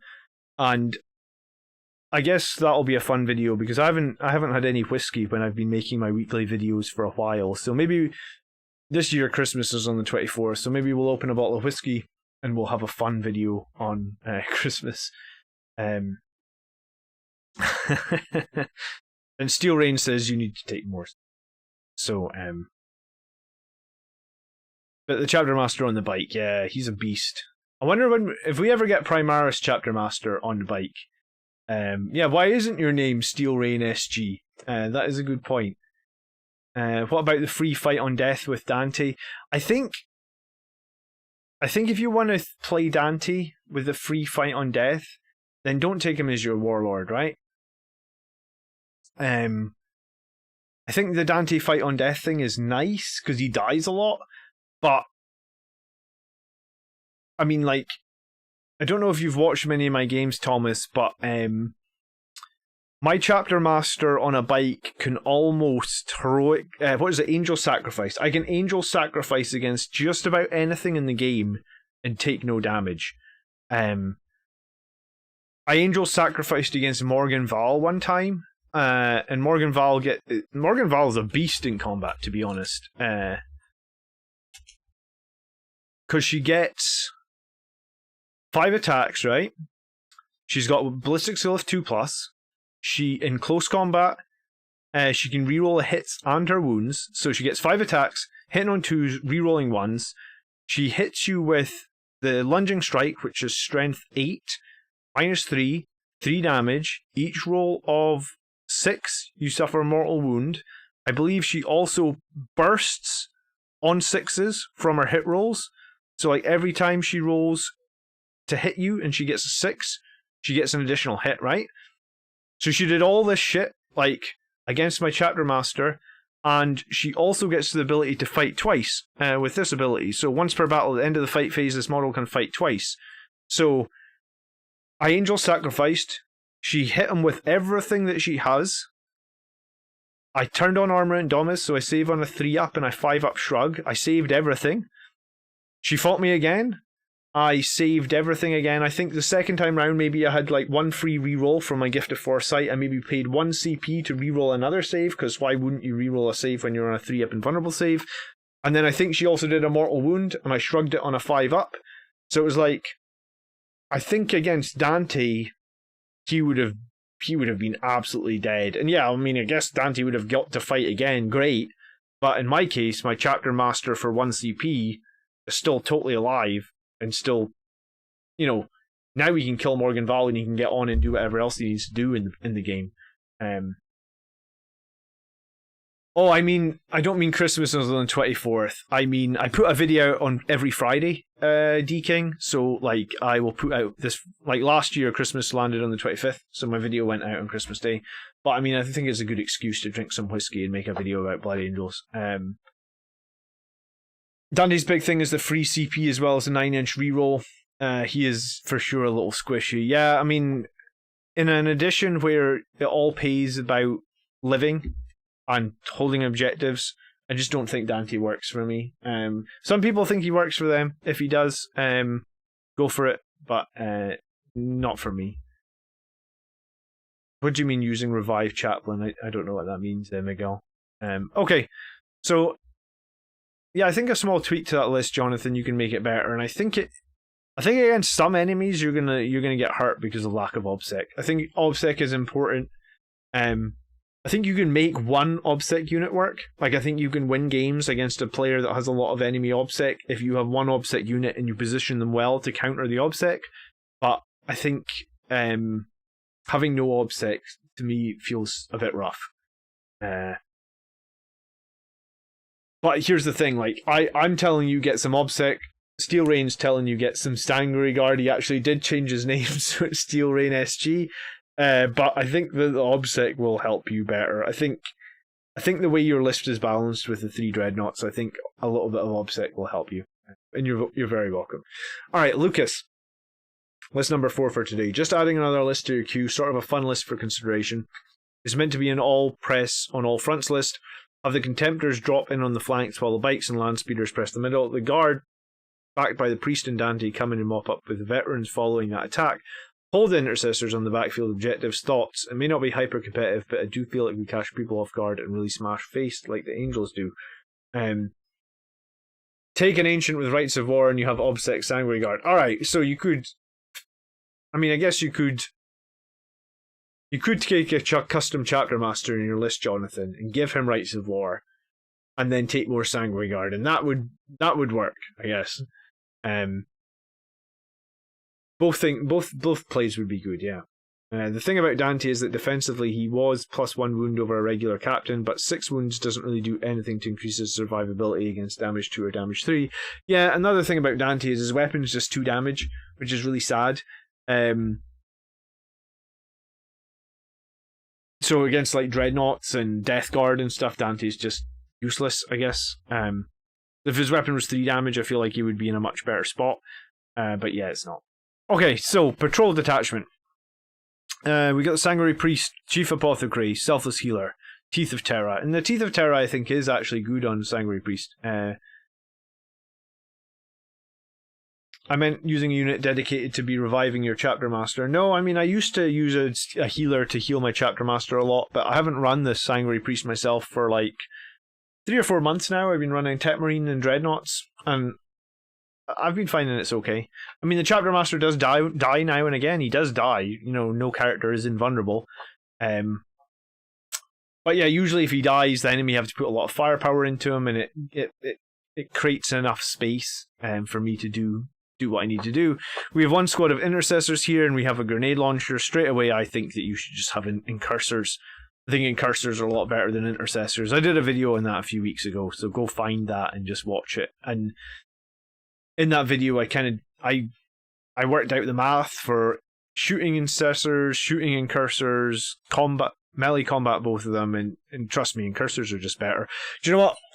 Right on my desk here is a Headless Incursor. I gotta find some beak heads. I wanna make all my Incursors with beak heads.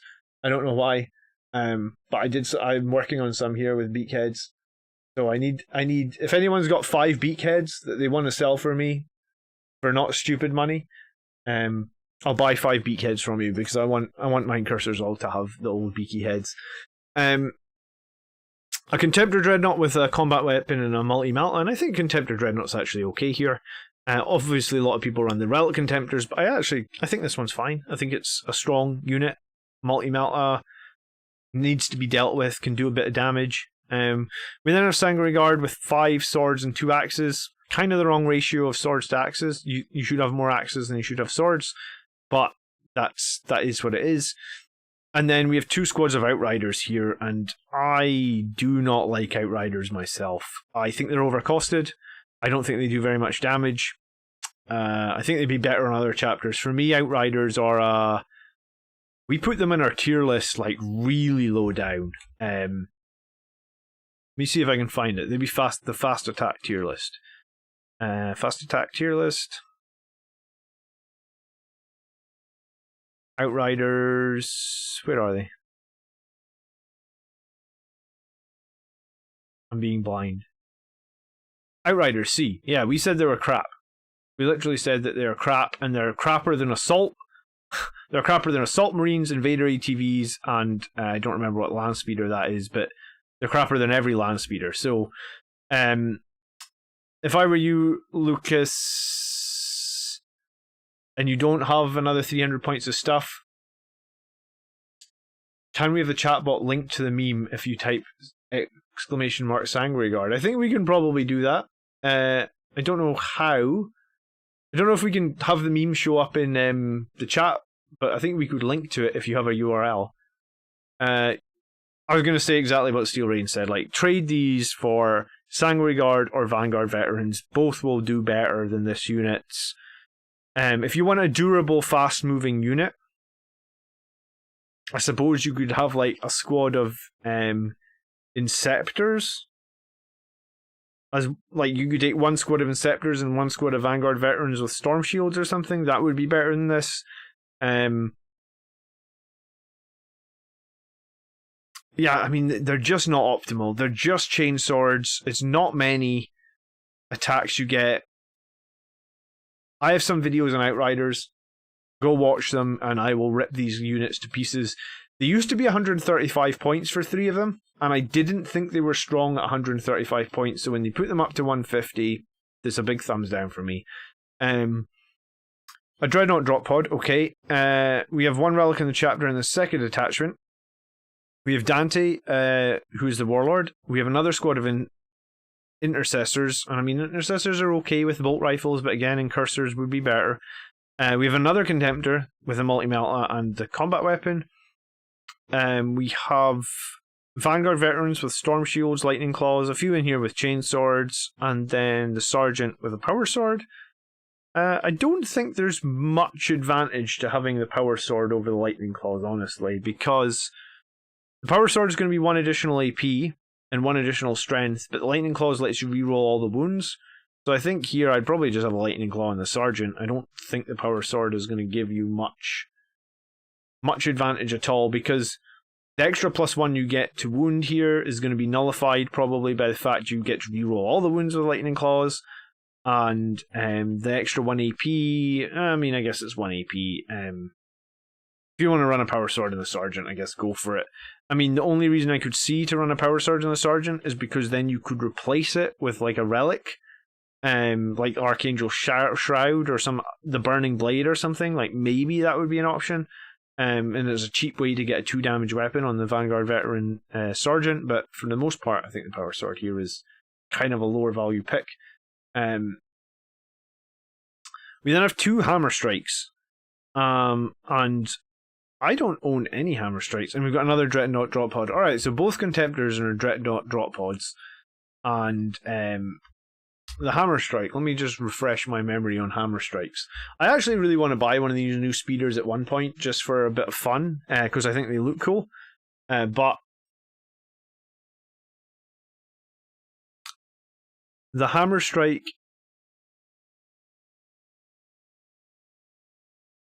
let me see. It's got basically a crack missile with flat 3 damage, a crack grenade with D3 damage, and it's got, okay, so it's got Melta Heavy 3, ballistic skill of 3, 16-inch move, but it gets profiled. Toughness 6, 10 wounds. I mean, it's not horrible. I want to look where we put this on the tier list, actually. Good luck at your tournament, D-King. I hope you do well. Let us know in Discord or the chat or whatever how you get on. But yeah, good luck. May the blessing of Sanguinius go with you and your red scorpions. Fast attack, right? And the Hammer Strike. This is it. I think. We literally put it at the bottom of the pile. Wow. I mean, it's not great, but I didn't know if we put it that far down. Oh no, sorry. Am I looking at the wrong one? Hammer Strike. This is the Hail Strike that I'm looking at.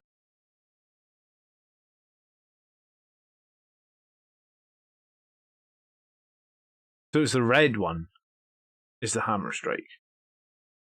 Okay. So the red one is the Hammer Strike. So we literally said it was the crappiest unit in the fast attack tier. One model away from being dumpster tier. Okay, I feel bad. I mean, you get 2 squads of Outriders, which we've said are dumpster or crap, and we've got 2 Hammer Strikes that we've said are kind of crap as well. I mean, you said you wanted to have a fun list that you could surprise some people with. I mean, I guess you could do that. Yeah, I mean, you've got 2 land speeders that can move quite a long distance and have melta shots. You've got 2 contemptors dropping in with multi-meltas. You've got Dante, you've got a couple of squads of Inceptors, you've got a squad of Sanguinary Guard, and you've got the Priest. I mean, they should have taken a page out of the Orc Buggies and given them 9 wounds to avoid degradation. Yeah, they should have probably given them 9 wounds and made them like -1 damage or a 5-up invulnerable save or something. You know, like, or what was that rule? You know, like the rule where you move fast, you get -1 to hit. They should have probably given them that, like supersonic or something, like, but like they would have had to name it something different because they're obviously not supersonic. But yeah, the new Space Marine Land Raiders. It seemed very strange to me that, like, see at the start of this edition, they gave Dreadnoughts the core keyword and Duty Eternal, and they gave vehicles nothing. If they wanted that to be balanced, they should have probably given, like, one of them, like, give the Dreadnoughts Duty Eternal, but give all the vehicles core, or vice versa, right? Like, it seemed strange that Dreadnoughts got both.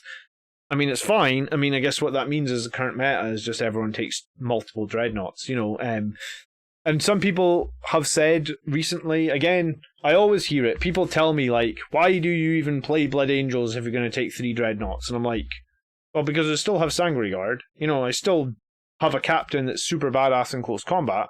Just Dreadnoughts are very, very cost-effective and good right now, so why would I not run Dreadnoughts? Like, I'm not stupid, you know? I want to win games. Dreadnoughts help you win games. The way most of these lists with multiple Dreadnoughts work is if people go after the Dreadnoughts, then your melee units win the game. If people go after your melee units, the Dreadnoughts win the game. You know, it's vice versa. Good evening, Paul. How are you doing? Fine points for the Chain Fist on the Contemptor. I don't think a regular Contemptor can take a Chain Fist, can it? It's not a Relic Contemptor he's got here, just a regular Contemptor.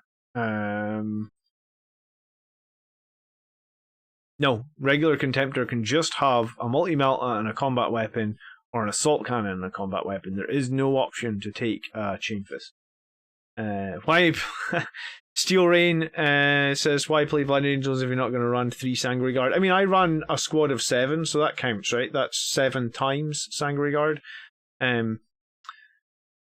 Alright, Lucas, I'm sorry, your list is in a tough place right now. OBSEC, you do have 2 OBSEC units, so I guess you'd get like 7.5 there. It would be stronger if these were incursors. And nobody in chat has 5 beaky heads they want to sell me, because I will pay you real money for 5 beaky heads.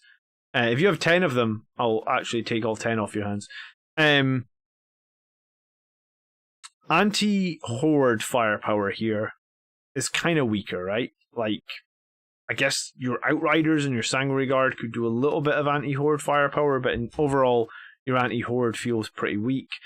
Anti-vehicle feels a bit stronger, because you've got like those missile launchers and the meltas. I mean, that's not bad. You've also got the 2 Contemptors with multi-meltas. You've got the Sanguinary Guard. I'd say maybe like an 8.5. Like, there's a decent amount. There's 8 melta gun shots coming out, isn't? It's maybe even an 8. I mean, 8 melta gun shots doesn't feel like a whole lot. The 8? Yeah. No. It's 10, sorry. 10 melta gun shots coming out, but on 3s. I mean, it's not horrible. Couple of rockets coming out. Yeah. And then your Sanguinary Guard are in combat, and there isn't that many 3 damage weapons beyond that. You know, the Contemptors have 2 each. The Hammer Strikes have 2 each.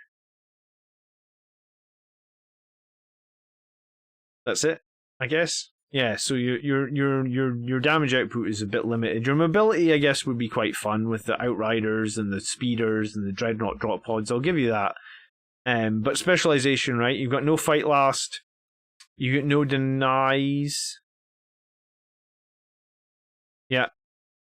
You've got a couple units for actions, it's sort of bare minimum. You've got 3 damage weapons, again, it's sort of bare minimum. CP wise is 9, I guess, so the CP is good, but you do not have any protection against mortal wounds, bar your priest, I guess, who has a 6-up shrug. So I guess, like, maybe it's like an 8, maybe it's a 7.5. Do you know what, maybe it's... I was going to say, maybe it's a 7, actually. I think it is weaker than Jonathan's list. The scoring doesn't always 100% indicate the difference in strength. I mean, you scored okay, but I think that, like, in practice you might struggle with this list because you don't do a whole lot of killing with the units you've got, and some of them, like the Outriders and the Hammer Strikes, just aren't strong units. Could your mates print you beaky heads? I mean, they could print me beaky heads, but Games Workshop have that stupid rule where, like, if you use 3D printed things at official GW events now, you can't, what do you call it? You can't go to the events. I did want to go to a GW tournament at some point. Probably going to be a little while away, but I mean, it's still annoying. I've got 5 in cursors made here, actually. I need to make the other 5, but I got 5 of them made without heads. I've been searching eBay. I'll keep looking on eBay for beaky heads. I don't think anyone would notice, care. I doubt it. Yeah, I mean, they might not. I mean, Games Workshop did say it was kind of a thing that they're doing where you can't use third-party stuff. Says the man with a fully printed 3D Relic Contemptor. Yeah, I mean, I guess that's the problem. Maybe at some point we'd have to buy another Relic Contemptor, huh? I never thought of that. Yeah, but like Mark 6 helmets on eBay are about £3 each, and then they're usually about £3, and they want like £2 for delivery, so you're basically £5 for potentially 1 beakhead, which is rough, right? Okay. Alright, we're going to move on to list number 5 for today. Rob is made up. Finally made the jump to 2,000 points. Played about a dozen or so games after stepping up from Kill Team. Have been watching your content all this year and found it super helpful. I've tried to keep melee at the core with a bit of firepower in earlier rounds to keep the enemy honest, taking buffs from the Chapter Master and Wisdom of the Ancients. The melee teams then move up and are supported by a character each, taking their buffs and using Angel Sacrifice. Alright, so sounds like he's already on the ball. Rob is made up.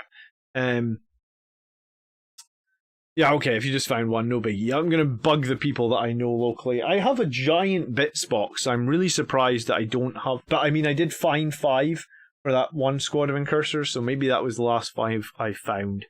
Maybe I can find, like, a lot on eBay of people giving them away. Okay, so we've got a battalion, starting with 6 CP. Now we've taken 2 extra relics, and we've taken Angel's Ascendant. We have our captain on our bike, who has Soul Warden and Gift of Foresight, and Angel's Artifice. He's a Chapter Master with an Infernal Pistol and a Thunder Hammer, so pretty cool, giving the captain on the bike the 5-up Mortal Wound bubble. Angel's Artifice giving him 7 wounds and toughness 6. And a 2-up save, yeah, and then Infernal Pistol and Thunder Hammer. I like this. Very similar to my captain, but a little bit different. We have a Chaplain, who is Litany of Faith and Canticle of Hate, so another potential Mortal Wound protection. He has the Master of Sanctity, and he has an Infernal Pistol as well, and he's got a Jump Pack. And he has Armor Indomitus and the Wise Orator, so this is cool. So we've got a bike captain on the board, I guess, and the Chaplain that can start on Deep Strike. And then we've got the Priest with the Apothecary and the Selfless Healer. So 3 strong characters that we've seen time and time before. Troop-wise, we have Assault Intercessors, and then we have a squad of Heavy Intercessors with the Hellstorm Bolt Rifles. I'm going to have to check what those are, and the Infiltrator squad with the Helix Gauntlets. So the Infiltrators have that additional level of survivability. It's been a long time since I've looked at Heavy Intercessors. I do actually own them, but I've never run them. The Hellstorm Bolt Rifles are... Hellstorm Bolt Rifles? They're the Assault. So 30 inches... 15 shots, strength 5, no AP, 1 damage. And I guess they get -1 AP in turn 2 from Assault Doctrine. Okay, I mean, they could be pretty good for Ultramarines. I'm not 100% sure. Oh, and they've got Quake Bolts on there as well. I was going to say, 3 Beakies is £4.50. What postage is £1.25, so £2 each, effectively. Yeah, I mean, it's kind of ridiculous, James. I've been looking on eBay now for like 2 or 3 weeks for a deal where... Oh, Matt has 7 Beakies here. Alright, Matt, well, if you can do me a deal where they're less than £2 each, I will buy them from you. But you are in America potentially, so we might not actually be able to do a deal because postage from America may actually totally stop my idea. You posted a link in the Discord. Alright, I'll check it after the stream, thank you. I know that you can strip the paint off the old ones using Dettol. I've done that before in like a little nail brush. Do you suggest adding a Leviathan Dreadnought to a list? Right now, Jeffrey, if you've not watched any of the tier list videos on my channel, that would be a great, like, if you're wondering about what units to buy next, like, go to the channel, and this is like if you just search BA Commander in YouTube, right? At the very top, there's a button to hit the channel, right? Scroll down to tier lists. See this playlist here, tier list? And then click that, and then you can see all the tier lists. And what the tier lists are is like me, Tony, and Mark rating basically all the units. So if you're talking about Leviathan, right? A Leviathan would be a Forge World pick, and I think it would probably be in this Forge World one. So we've said a Leviathan is A, which means like it's very, very strong right now. Like it is a good pick. But we've said that the Relic Contemptors are an S, so they are like even stronger pick. So if you're trying to figure out what to buy, you can use these tier lists or use these videos and skip through them to find, like, you know, this is a 2-hour-long video, but we talk about every single Forge World unit, and we've done it for everything: Elites, HQ, Fast Attack. So yeah, have a look at if you're trying to figure out what to buy to make your army stronger. Those tier list videos are designed to help people work through what's good and what's not good right now. Matt is in the UK. All right, and you have. All right, message me after this, Matt. Let's hook it up. I will definitely buy those 7 heads off you. That would be super appreciated. Hey guys, what's up, says Seller. Good evening. We are on the last list for today, Seller. You could shave the Dark Emblem off their full head and have a cool little radio antenna. I have seen some of the ones that I've got on my current guys have the little radio antennas and stuff. They must have been from like an old bike squad or something like that. Alright, let's keep moving on in this list. We have a squad of Death Company Marines, and we have 1 Thunderhammer in here. Okay. Is that right? Just 1 Thunderhammer for 155 points? It seems expensive. I thought these guys were 100... No, 2 Thunderhammers. Yeah, okay, sorry. So 5 Death Company Marines, 2 Thunderhammers. A Redemptor with the... Again, the Heavy Onslaught comes up on this Redemptor. Switch this Heavy Onslaught out for the Macroplasma. It's just better in almost every situation. I did a video on this a while back. You can check it out. But yeah, you definitely want to switch this Redemptor out for the Macroplasma. We get the Sangreal Ancient with the Wrath of Baal, giving our jump units plus 2 inches move. We then have our 5 Sanguinary Guard with an Infernal Pistol. Axes and Swords, a mix. And another one, Axes and Swords, a mix. We have an Inceptor Squad with the Bolters. We have Eradicators with the Heavy Melta Rifles and a Multi-Melta as well. And then the Whirlwind. Right. Interesting. I think if you're going to take the Wrath of Baal, I think you want more than 10 Sanguinary Guard. I think if this was me, I'd probably just drop the Sanguinary Ancient and take 4 more Sanguinary Guard, right? Because that would cost me 18 more points. How do I save the 18 more points in this list? I would probably drop the Helix Gauntlet. That would save me potentially 10. And I would also maybe drop the Heavy Melta Rifles and just run regular Melta Rifles. And the reason I don't like the Heavy Melta Rifles, because I have tried to run them.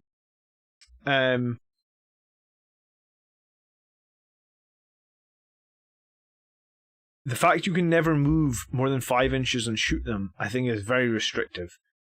Sometimes your eradicators may end up out of position. They may need to get like a solid movement off. So you want to advance them. And the regular melter rifles, you can still shoot on the advance. Yes, it's -1 to hit, but you know, if I think it just gives you more flexibility around these multi-meltas. And it basically, if you ever get into a turn where if the 5-inch move means that your eradicators can't fire, then like that's a whole turn of wasted firing. Whereas like if you could advance them and still shoot at -1 to hit, you'd still get 4 shots off if you total obliteration, right? Played a few 1.5 2K games with a drill, Volkite, bomber, Leviathan. What do you mean by bomber? Grav Flux Bombard, I guess, or Bombard, I guess. He does so much better than my Redemptor. Yeah, I mean, Leviathans can do a good amount of work, I guess, in games. It's nice that they all have. It's nice that like the Leviathan has invulnerable save, you know, so you don't need to worry about like Psychic Fortress and stuff like that. I used to run a Leviathan all the time at the beginning of 9th edition, and I mean, maybe I need to consider running a Leviathan again. Like maybe I drop my. I mean, I could drop my Redemptor and run a Leviathan. Yeah, I mean, Leviathan Dreads are good. 14 wounds, 5 up invulnerable save. They're very good in combat with the drill as well. And I forget Smokescreen. Yeah, you can't use Smokescreen on Redemptors. You know what? Maybe I need to try Leviathan. I haven't played one for a while. I do have a drill somewhere that's not made that I need to make. Because at the moment the combat arm that I have is thank you so much for following Grey Fox. The combat arm I have is just the default combat arm, which I think gives you +1 attack. Which isn't bad, but the drill is more reliable, yeah. So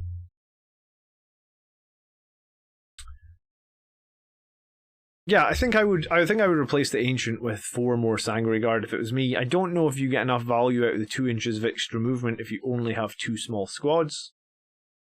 Just my opinion. I ran the Lath of Baal a lot last edition, but I haven't really found much use of it in 9th. I kind of think the Sangre Ancient is overcosted at 110 points. I mean, he's just another Sangre Guard, but like 3 times the cost, and he's got like a couple extra wounds. So would it be better at that point just having 4 Sangre Guard? I think it probably would be. You know, even with the Wrath of Baal, you can still fill your charge, so having 1 more squad of Sangre Guard that could charge might be better. Like I said, I don't like the heavy melter rifles. I think they're restrictive. Snorri, thank you so much for the subscription. The Infiltrator's Helix Gauntlet is fine, I guess. I mean, it's kind of strong if the enemy are going to target your infiltrators, but I think part of the thing is if you have infiltrators with a Helix Gauntlet, surely they're just going to take out your other troops first. Heavy intercessors, while I like them on paper, I feel like they're very slow. Helmstorm bolt rifles and Quake bolts. I guess the Quake bolts can help your other units. I don't mind that, but I don't think the Helmstorms do a whole lot of killing, and I think these guys are very slow, so I'm a little bit in 2 minds around that. Your characters overall are pretty good. Marine buffing characters in a weird spot. They cost as much as trying to bring another whole squad of whatever they're trying to buff. Yeah,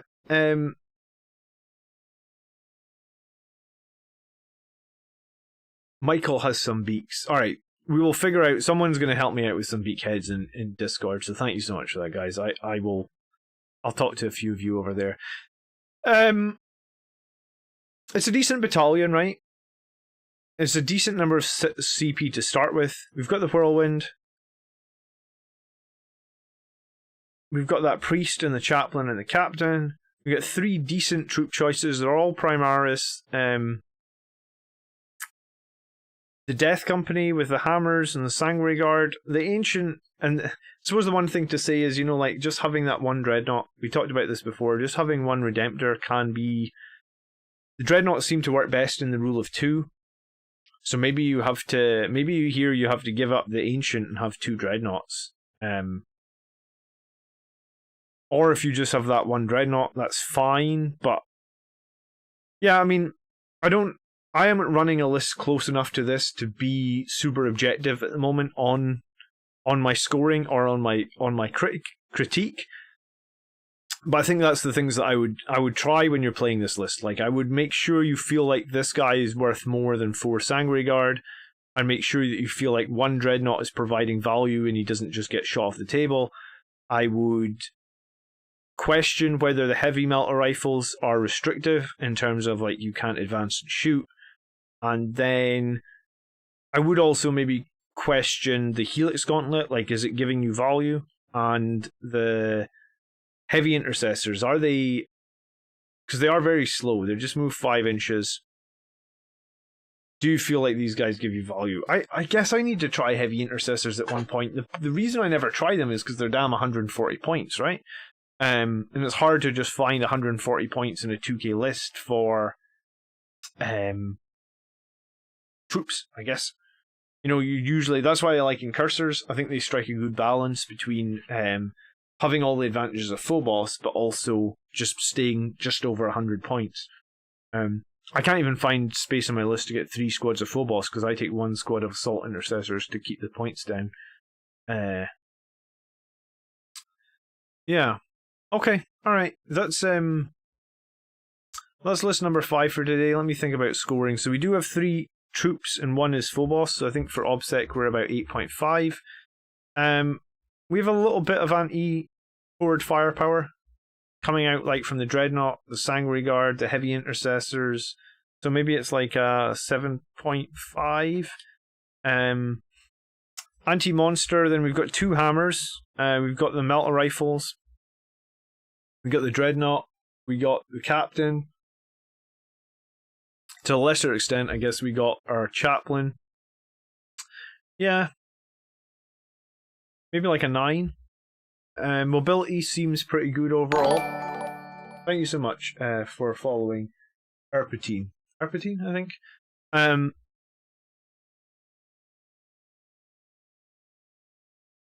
mean, the Wrath of Baal gives you additional mobility as well. I'm going to say like mobility is 8.5, and part of it is I would go higher, but like the Eradicators having the heavy melter rifles. If you've not played Eradicators with heavy melter rifles, 5 inches sucks for trying to move and shoot them, honestly.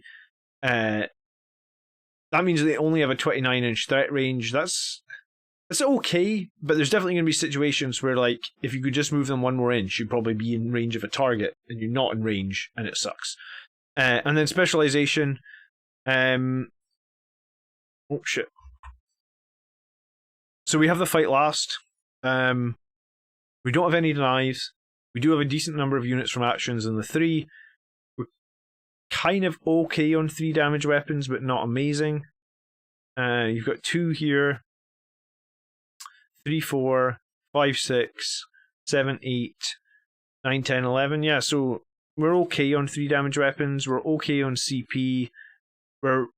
We're definitely good in mortal wound protection. We've got it on all 3 of our characters, actually. We've got mortal wound protection. So it's just denies, really, that's the problem.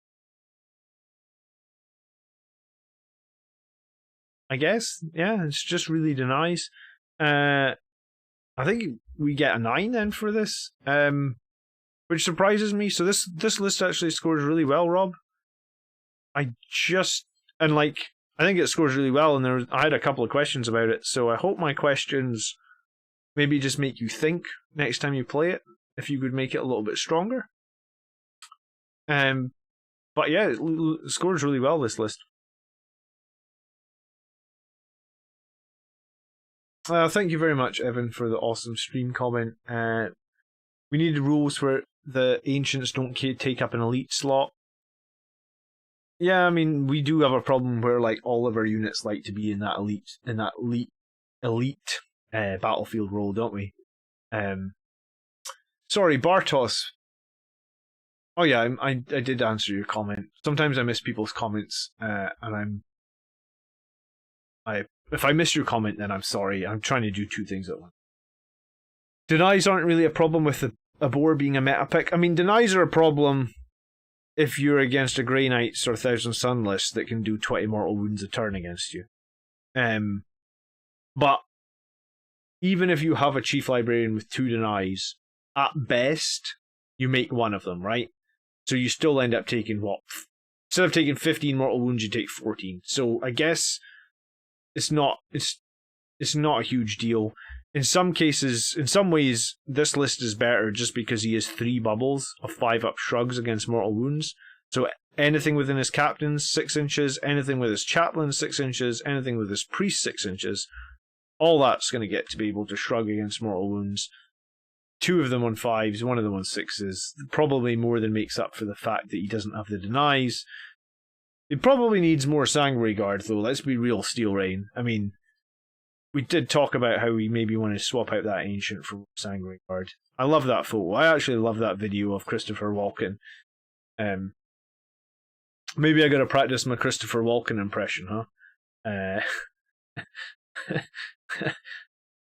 Surely there's a guide on YouTube how to speak like Christopher Walken, and I'll just every stream will ask people to take more Sanguinary. Okay, I do actually have a pair of aviators like this as well. Need to find them. Alright, thank you for watching, guys. I hope you enjoyed the stream. I hope if I reviewed your lists, I made some good comments that will help you in the future. Thanks again for the new members and the super chats again today.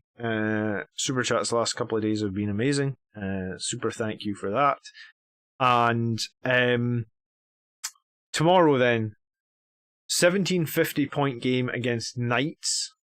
Andrew's going to be bringing a Knights list. I never run 1750 point games, so I'll throw together a 1750 point list.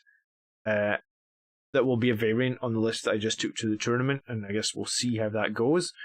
I have very little experience playing against Knights. I did play against Knights in the last tournament I played against, but I mean, with Knights, it's usually just like it's a 30 wound model with toughness 8 and a 5-up shrug against shooting. You just have to make sure you get in combat with it and try and kill it, right?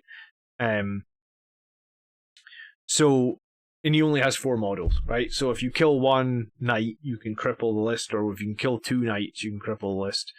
So I'll make up some 1750 point list, I guess, and we'll fight knights tomorrow, but a week Monday, I'm going to try and run like my improved version of the tournament list I just played, running more Sanguinary Guard.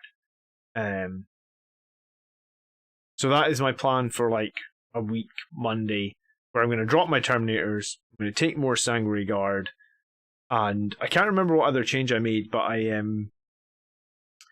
thought about taking Heavy Intercessors tomorrow just to try them out. I mean, I could. Maybe I need to try a few things that I haven't tried.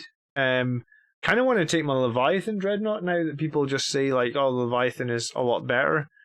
Because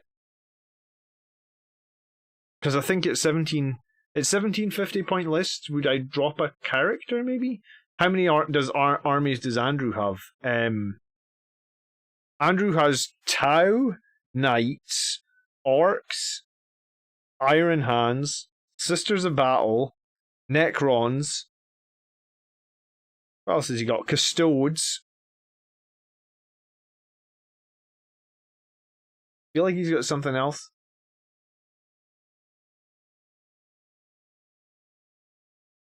Does he have something else? So I think he's got 7 armies, something like that. I wouldn't try the Heroic Intervention against the Knights. The Heavy Intercessors, too many 7, damage 3 guns. Take the Leviathan. Yeah, I mean, I kind of want to try the Leviathan, actually, because I haven't played my Leviathan in a while.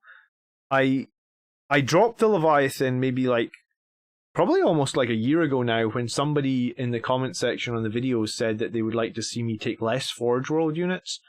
Because, like, I guess in some countries Forge World's mega expensive. I mean, even in the UK it's mega expensive, right? So, yeah, let me see what I come up with. I'll maybe even take a Death Company. I mean, I haven't run Death Company in 6 months. Maybe longer, actually. Yeah, I mean, when did Chapter Approved came out? Because I haven't run Death Company since before Chapter Approved. And we'll probably be getting a new Chapter Approved in a couple of months' time, so it's probably about a year. But yeah, alright, thank you so much for watching today. Hope you guys enjoyed the stream. Back tomorrow night to face Knights. Usual time, usual place, 7:30. And yeah, as always, there'll be some new videos coming out later this week, and I am going to start working on breaking down all my games in the past tournament and try and give a once-over of like how I played and how I got all my victories, and eventually we'll do that in order, so game one's in the next week or so. Cool, alright, enjoy the rest of your Sunday, guys. Thanks again for watching. I'll see you tomorrow. By the blood are we made strong.